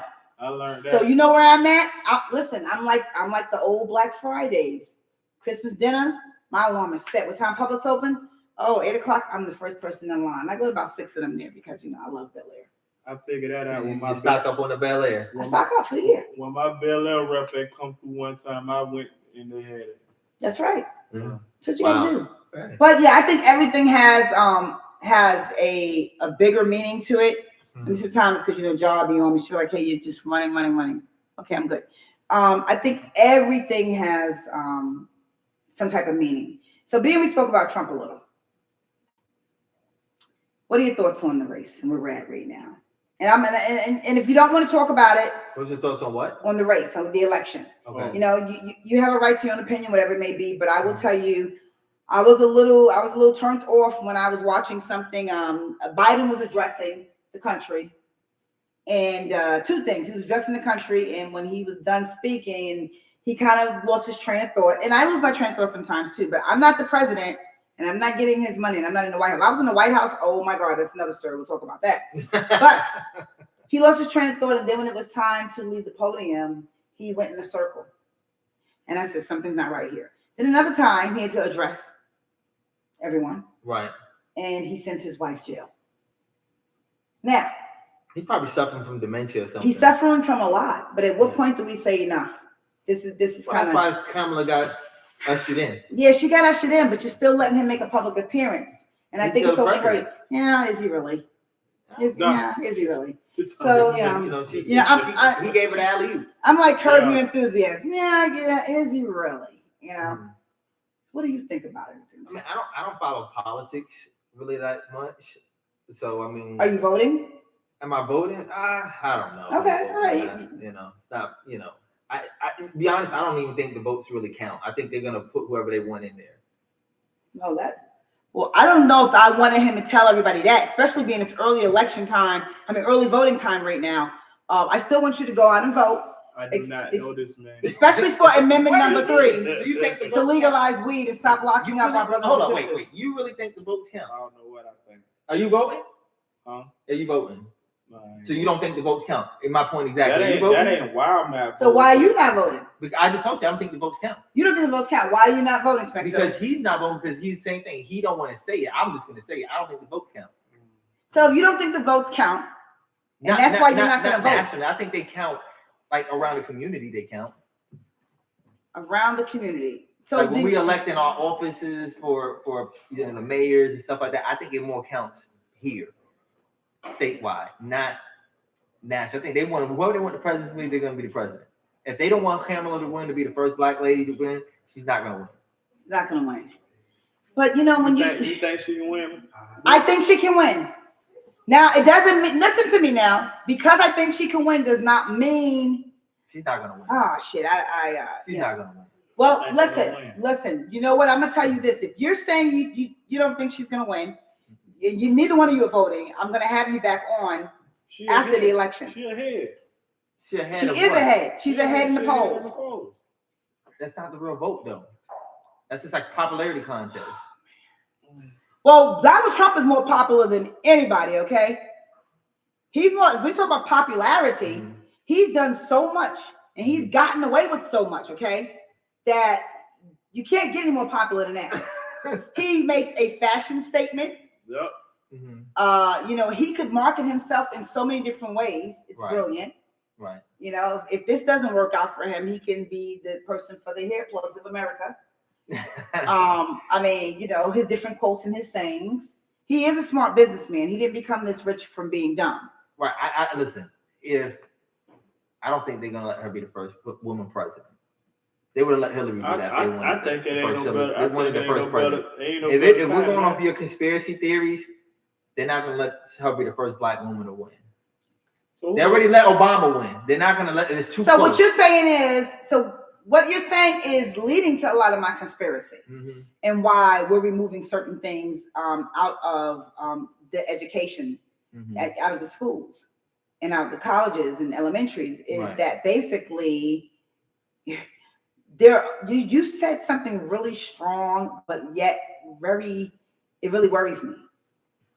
And let me tell you what he said. If you did not pick up on what he said, he said they already left. Who the fuck is they? Yeah, who the fuck is they? Who the fuck is they? The government. The government. The government. The government. Is the government Black America, Asian America, Hispanic America? Latino. Why are you turning? I'm wondering. But you didn't say the government already left. I didn't know the government. I guess the government does have that much power. I mean, you said that the government was the one who killed Malcolm X. Who's the mass? What makes the majority race-wise of what you see in government? It's the white people. It's the white people. You just say the white people, man. Yeah. The white people already left. So that's why the Gen X's are going to take over. That's why things are going to change, because why are you looking at me like I'm saying something crazy? No, because what you're saying is we're still living in a time where we have to get permission. We're still living in a time where we have to watch what we say and what we do. Right. We're still living in a time where you can't put a hoodie on even if it's cold and go get some Skittles. We're still living in a time where you can't even jog around your neighborhood without somebody saying, "Hey, I think I saw you try to break into a house." We're still living in a time where we're answering to another race, no matter how much education, money, or anything else we may have. Yeah. So what you're essentially saying is this is not the free world.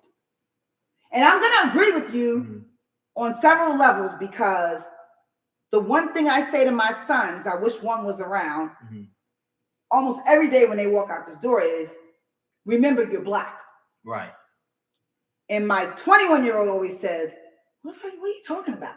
I'm going to work. What do you mean remember I'm Black? Right. Remember, they haven't experienced racism though. That's why. Well, he did experience it once here. My son was in the neighborhood that we moved to. My predominantly white neighborhood. My son hit a dog. And he didn't know he hit the dog. Now, I don't know if he knew. He said he didn't know. Okay. The owner kept coming to my home, knocking on the door.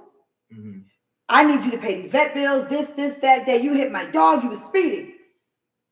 He then took his video camera and put my son's license plate on the neighborhood watch. Okay. Oh, wow. And this is why I remind him, remember you're Black. And so someone sent it to me and said, did you see this shit? And I said, oh my God, who would do that? The people are going to think my son is a dog killer or he's speeding. And I was away. I was out of the country. I came back. My sons are very mal-mannered. They don't, in spite of however, I don't know how he's going to act tomorrow on the screen, but they're very yes, sir, no, sir, yes, ma'am, no, ma'am. Very respectful. Yeah, no. And if they've done something, it's kind of like, okay, well, you know what? I don't know about that, how to handle. My mom is not here. And normally when you say my mom is not here, the first thing that someone's going to say is, didn't mention a father being present. Right. Now that father could be deceased, away at sea, could be in the service, Right. Or yes, I could be a single mother. So I come back off vacation. And I think my youngest said that they had a little problem. They didn't see the dog. The guy kept coming over and coming around. He knocks on my door. Now I'm back. Now I'm the total opposite of my children. So I just said my sons are very respectful, very mild-mannered, very low-key. Okay, yes, sir, no, sir. The New York never leaves me. I'm a beast. So you knock on my door and you hand me a vet bill. Now I already got the light bill, the cable bill, the water bill, the sewer bill, the pool bill, the mortgages, you name it, the taxes, the CDD fee. I don't even know why I'm paying that still. The sprinkler went out. I got bills. I'm like Beyonce. Can you pay my bills? And you want to give me a bill I don't even know about? So it's a vet bill for $1,200. Oh. So I said, whoa, wait a minute now. Now, was your dog on a leash? Because the rule says the dog has been leashed. Well, no. Was my son speeding? Of course he wasn't. He hit my dog. Well, why didn't you know he hit the dog? I'm going to have to see the camera. Now, you're going to pay the fucking bill. Oh, yeah. Oh, you sound like we dated before. How you talking to me? So I tell you what. Get off my property. I'm not paying anything. And don't come back. He comes back again with his wife. Oh. And he has ringing my bell. And I said, sir, to get to my house, you had to come through a courtyard, which is one gate, and then ring my bell. And I asked you not to come back. So this is how we're going to do this. I'm going to call the police. I'm going to let them know that I'm getting my concealed weapon right now because you won't leave. Oh, you're going to shoot me? You're going to shoot me? I asked you not to be on my property. Right. This went on for days. Finally, he calls the police on me. On you? On me. The police go look at the camera. They come back. They say, ma'am, your son was not speeding. His dog was not on the leash. The dog ran out in the street. It was 10:38 at night. And that's that. You don't owe him anything. Now, if you want to do something and you want to help him with his bill, that's totally on you. But you're not in the wrong. Your son's not in the wrong. And, but he felt, instead of handling it in a different way, he felt entitled to tell me what I was going to do. Yeah. And he also saw that there was not a man present at the time. So I'm going to handle her. And she probably has the same demeanor as these young men that keep telling me, my mom's not home, my mom's not home. I don't know that. And then he gets me. And I've gone through a lot. I've gone through breast cancer. I've gone through a husband that cheated for 10 years, of my life. I've gone through bad relationships. I've gone through a father dying. I've gone through oppression. I've gone through working on a job for 20 plus years, and I still didn't become a manager because, like I tell my sons, this is me. And because I have a voice. And no one likes a voice. Right. It was okay when Norma Ray had a voice and she was writing. It was a TV movie. But in the real world, that does not work so well. So we always have to look at where we are. Doesn't matter what car we push or how many movies we do. My message is always going to be, you still are black. You gotta know how to play the game. No. And it's that. Now don't get me wrong. I have one of my best friends is white. Right. You know Carrie. That's my dog. But now when you put Carrie next to me and we go places, gangster too. I'm like, hey, I gotta go. And they're looking like, oh, well, who's white now? Me. She knows more about everything than I know. I thought, may he rest in peace if this is Rich Homie Quan. I don't even know who makes all the songs. When they said drop the Molly, I'm sweating. Woo! Is that Rich Homie Quan? Trinidad. See, goddamn, see, I didn't know that. And I would do this. We'd be in the club, back then when he came out, and I was like, drop the Molly, I'm sweating. Woo! And she says, what are you doing? And I said, I'm letting the top off the roof of the car because it's hot in here. I'm letting the Molly back. She said, a Molly's a goddamn drug, Blue. Yeah. I said, oh, well. Definitely. Why are you dropping it and why is he sweating? She said, you know what? Just leave it alone. So even though I am this color, in the inside, I'm creamy. Right. But on the outside, I'm a black woman still. I'm always for black rights and everything for black people and equality and for minorities of any color, any race. But, at the end of the day, there's some things I'm still not that educated on. I don't know. And I love everybody. I'm a melting pot and I'm a resource for everyone. That's what I mean. Definitely. But at the same time, this is America. Yeah. So when you see things, even though I read into things a little too deep, maybe it's because I just have a lot of time on my hand. It just is what it is. Did I want Obama to win because he was black? A lot of Yes. people did. Yes, I felt that. Why are you looking at me like that? So did you vote for Obama? No, I actually voted for McCain. That one time I did vote. I ain't gonna lie. What am I gonna lie I'm for? here. For real. No, I mean, okay. He's a war hero. He was a war hero. I mean, were you a war hero? But I respect it. You respect it. Look at all the people that you respect. All the homeless men that don't have anywhere to live downtown that were war heroes. Do you go down there and feed them every night and give them a tent and a blanket and some crackers and some cheese? But you respect. He's a war hero. What did he do for the homeless? Because we got a lot of them in every city. Jesus, Right. have you seen in California all these smart men, movie producers, doctors, all type of people on Skid Row, they are homeless as can be. It's a community. Now, some of that is by choice, though. You know, I don't know if it's all by choice. Some of it's by choice. Bad decisions. Like, listen, some of it's by choice. It's bad decisions. I don't agree with everybody. There's some people that, you know, yes, there are homeless, but there's a lot of people that just make bad choices and then they don't try to recover. Because we have the shelters, we have stuff for people to try to get cleaned up. And what bubble has my man been living in? I listen. I live in a Okay, bubble. what goes on in the shelters? Listen, praise God, I ain't never have to go to that. I understand, but you know what? If you're a believer that people do make bad decisions and they end up places and people I mean, is they have mental McDonald's illness. hiring? Is McDonald's going to hire the homeless man that's doing this? Now, why is the homeless man doing that? Was he doing drugs? Was he taking drugs from the war? Probably got a twitch on the wall.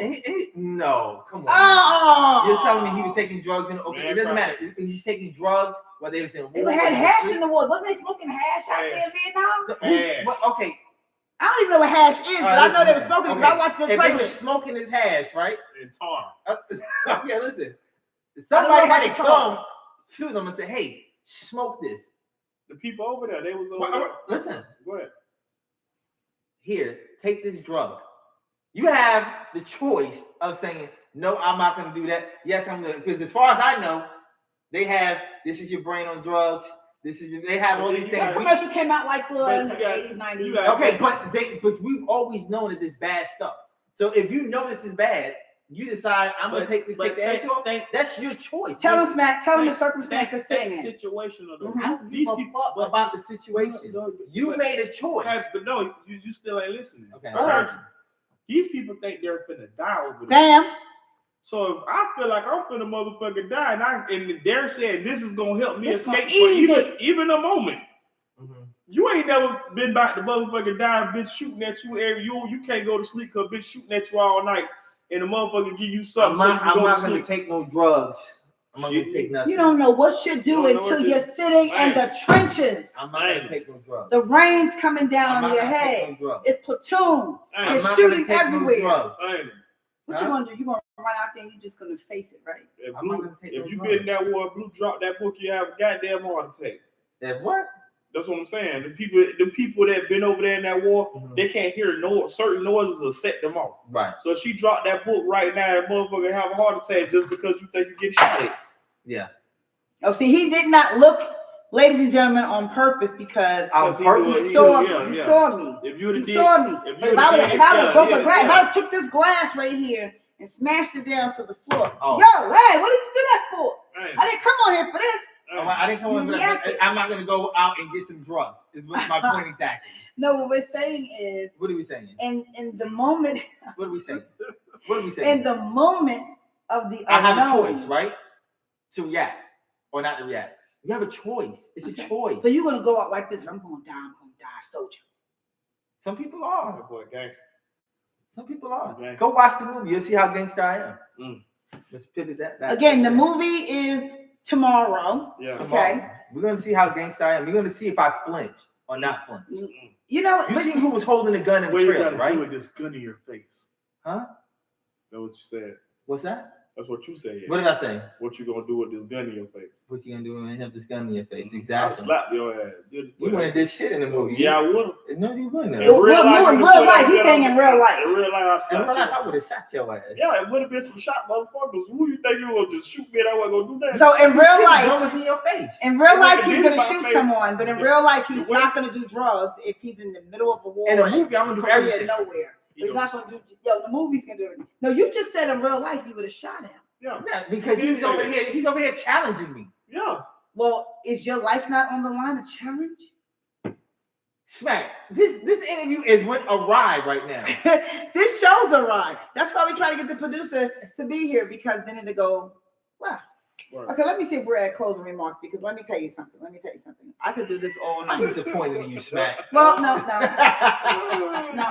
Christ. No, don't be disappointed. All right. Don't be disappointed. Okay, scenario. We Scenario. got 10 minutes left in the show. Scenario. We do this everywhere. Okay. You're invited to the White House, Mm-hmm.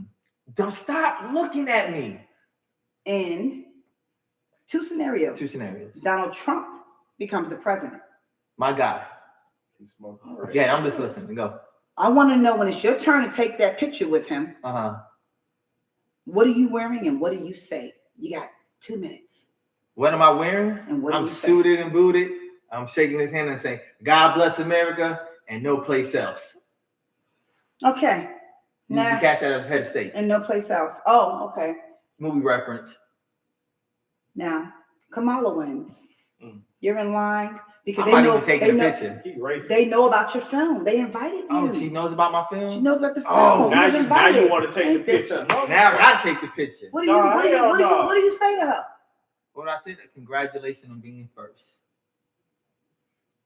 Do you mean it though? No, he don't mean it. I'm an actor. He only saying that because she seen the movie. Yes. Well, she didn't see the movie. Oh, she Some of the didn't see people, it? no, the people on her boy, they tell them who they are. Oh, it's a So they, yeah, but you don't know that. I mean, I can tell you, congratulations on being first. All right, Smack. They invite you. They love your role in the movie. They're like, let's get him here. Yes, Smack. Let me look Trump at you is like the looking at me. president. What are you wearing? What does your shirt say? What does your wife dressed you in? Maybe you should ask your What wife. is your wife dressed you in? And what do you say to him? I'm wearing a big suit. Mm-hmm. To shake Donald Trump's hand. You're going to jail. I ain't saying that about shaking nobody's hand. She said take the picture. I'll take the picture though. What do you say to him? What do you say? What's out? Duval. That's a cop-out answer. That is such a cop-out answer. Duval. Okay, now our winner is Kamala. What are you wearing? You're walking up. What do you say? Taking a picture. I'm probably gonna wear that outfit I wore the lot of last premiere Uh-huh. with the mink my wife bought me. Mm. You know what I'm saying? And I'm like, that's all I'm gonna do. That's it. You're not even gonna say you're gonna shake your I'm head. gonna be happy for her. Do your thing, baby. That sounds like a bunch of bullshit. I think he may. I might. You would? I don't know. No. Well, we'll know. We'll know soon. Mm-hmm. We'll know soon. And you know what? Maybe we'll I take can't you. take Maybe we this guy won't. to no interviews no more. This might be the last I'm just interview we saying. do together, y'all. I'm just saying. Who do you admire in the film business, film industry? Who do I admire? What actor or actress? Actor. One of my favorite actors, I would say, I like Will Smith. Is one of my favorite actors. Oh Man, man! oh my God. Will No, Smith. okay, yeah, I gotta be Will Smith. I like Will Smith. Yeah, Will Smith. I'm gonna just say Why? this. Why? Because he likes booty or something? No, I don't know. He likes booty. I mean, that's How the would I know Will alleged. Smith likes booty? I never met Will Smith So before. what's the problem with Will Smith? I didn't say it was a problem. Okay. What am I supposed to say? Like Leonardo DiCaprio? No, I didn't. Listen, Shit, this I is thought you were the. gonna say Donald Trump. I thought you was gonna say Mr. Rogers. Damn. It's a beautiful day in the neighborhood. Really? Now y'all both are ganging up on me? No. Oh. No, Will Smith. I love Will Smith. One of my favorite movies, Bad Boys 1, 2, and 3. Love it. I love So it. I love it. what is the problem with why y'all made face with Will Smith? I'm fucking with you, bro. That's what No, you like. yeah. Well, that's another show. Yeah, you like it.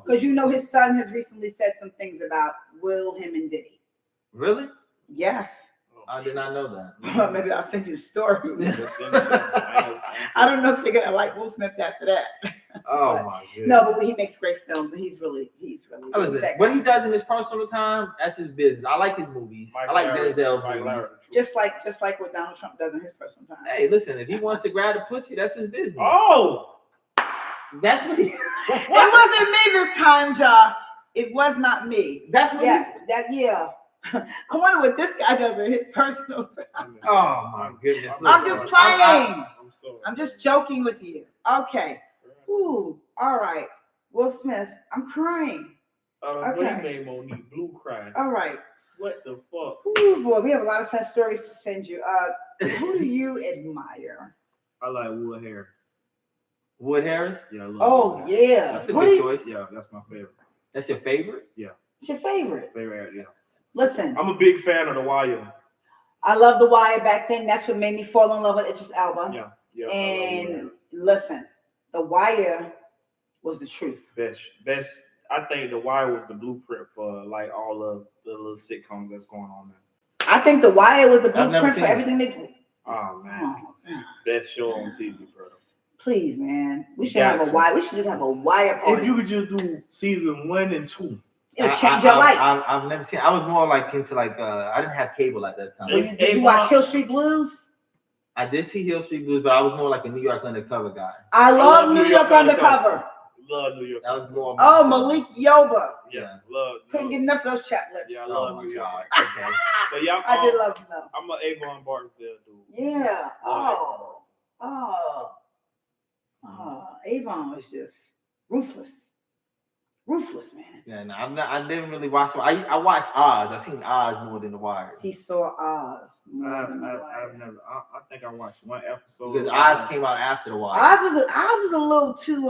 That was like Oz was like That's when I got cable. Rikers. Oz was too rapey for me. Yeah, it was. That's when I got cable. That was a big show on HBO. I didn't have It was a good show. It was a good show, and it gave you a realistic insight, unfortunately, of what really goes on in some of the prison systems. So Yeah. I would not say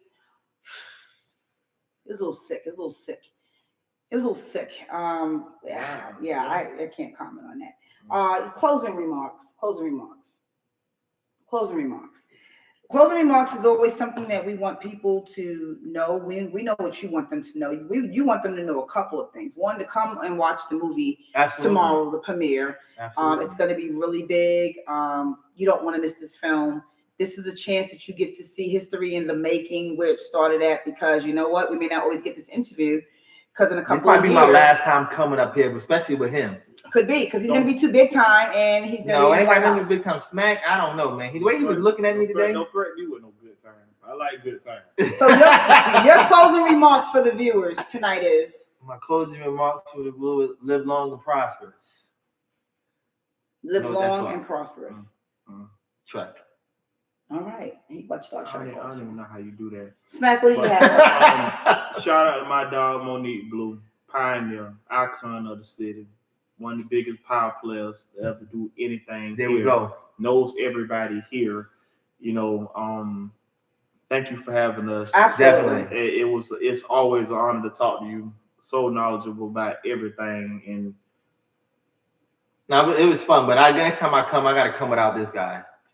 don't threaten me. Then it's gonna be boring without me. Yeah, so this She is the, probably- I think after seeing you guys, it's like a Cisco and Ebert. It's like the chemistry is amazing. Mhm. I That's think my you dude. guys probably need to get your own 2 seats somewhere. That's my dude, man. You need to get your own 2 seats. It was something that I would have never guessed, but I'm glad he actually reached out and we actually made this happen, because I like Mars. Mars good people, man. He got a good vibe. You can't shit the vibe. The vibe is the vibe. It's gonna be what it is. I think before every movie, I'm going to give you another gem. You should do like a little podcast as the movie's going on. Mhm. Have the cameras rolling, have a little bit of people coming and they just candidly say little different things. Yeah. And, then collaborate it, put it all together at the end, and to let people come on out and see what the making of it was. But let them see what's happening during. They don't have to tell what's going on, but they can basically, just kind of say, this is how I'm feeling today. I may not feel like Like acting. a little BTS type Yeah. thing. Yeah. Yeah, I think that would be good. The thing that I want to leave everybody with is there's always a message in everything. Mhm. And behind each lie is the truth. Mm. And if you have not seen White Lies with Diesel Productions, my guy Diesel, and everybody that's on Tubi, a lot of people from the Dirty D, you need to be watching that What's it called because again? it's called White Lies. Okay. And it's crazy. And I'm not going to give it away, but it almost reminded me of a male version of me, female version of me, male version of me. Yeah, it's deep. So definitely check that out. It's streaming on Tubi right now. Some great people that are in it. Diesel, you did a wonderful job. But I will tell you, behind everything that you see that is a lie, there's truth.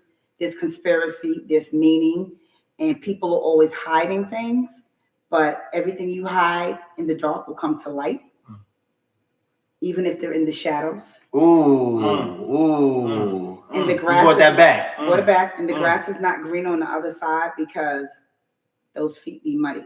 So thank you for joining another episode of the Best Tea Show. I'm always going to have some best teas on here. We got best teas today. My best tea is being awarded at the gala this Saturday, WJCT. Nice. She is a survivor. We are defeating breast cancer day by day.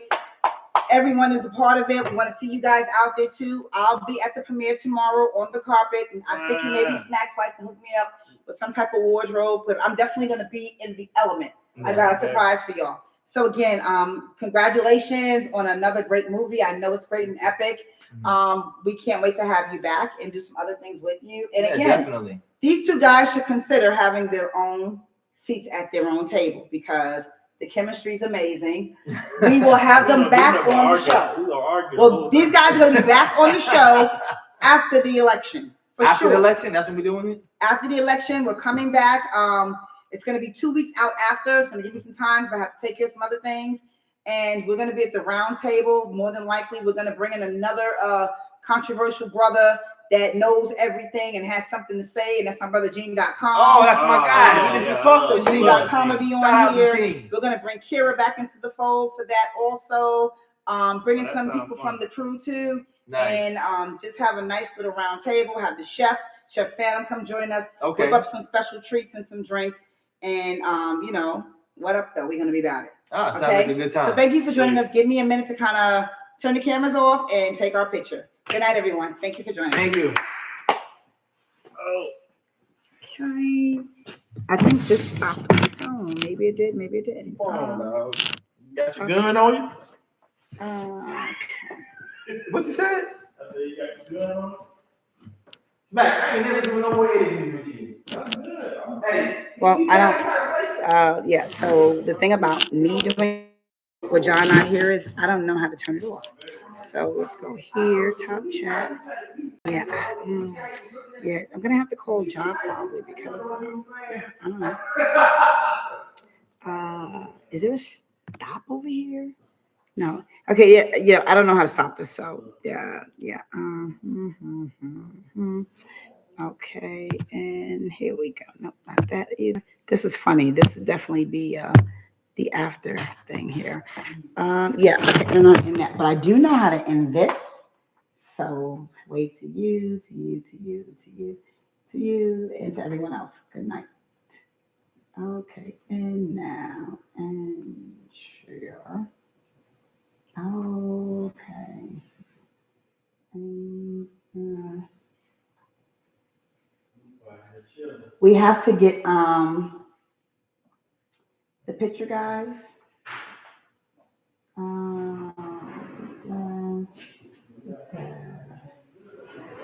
Oh crap. Can I come up? I don't know. Listen, why don't I put my glasses on? Maybe that's the problem. Okay, let's see. Yeah, see, these are going to be all the behind scenes because manage. No. Okay, entire. Now let's cancel this and stream. And wow, you think I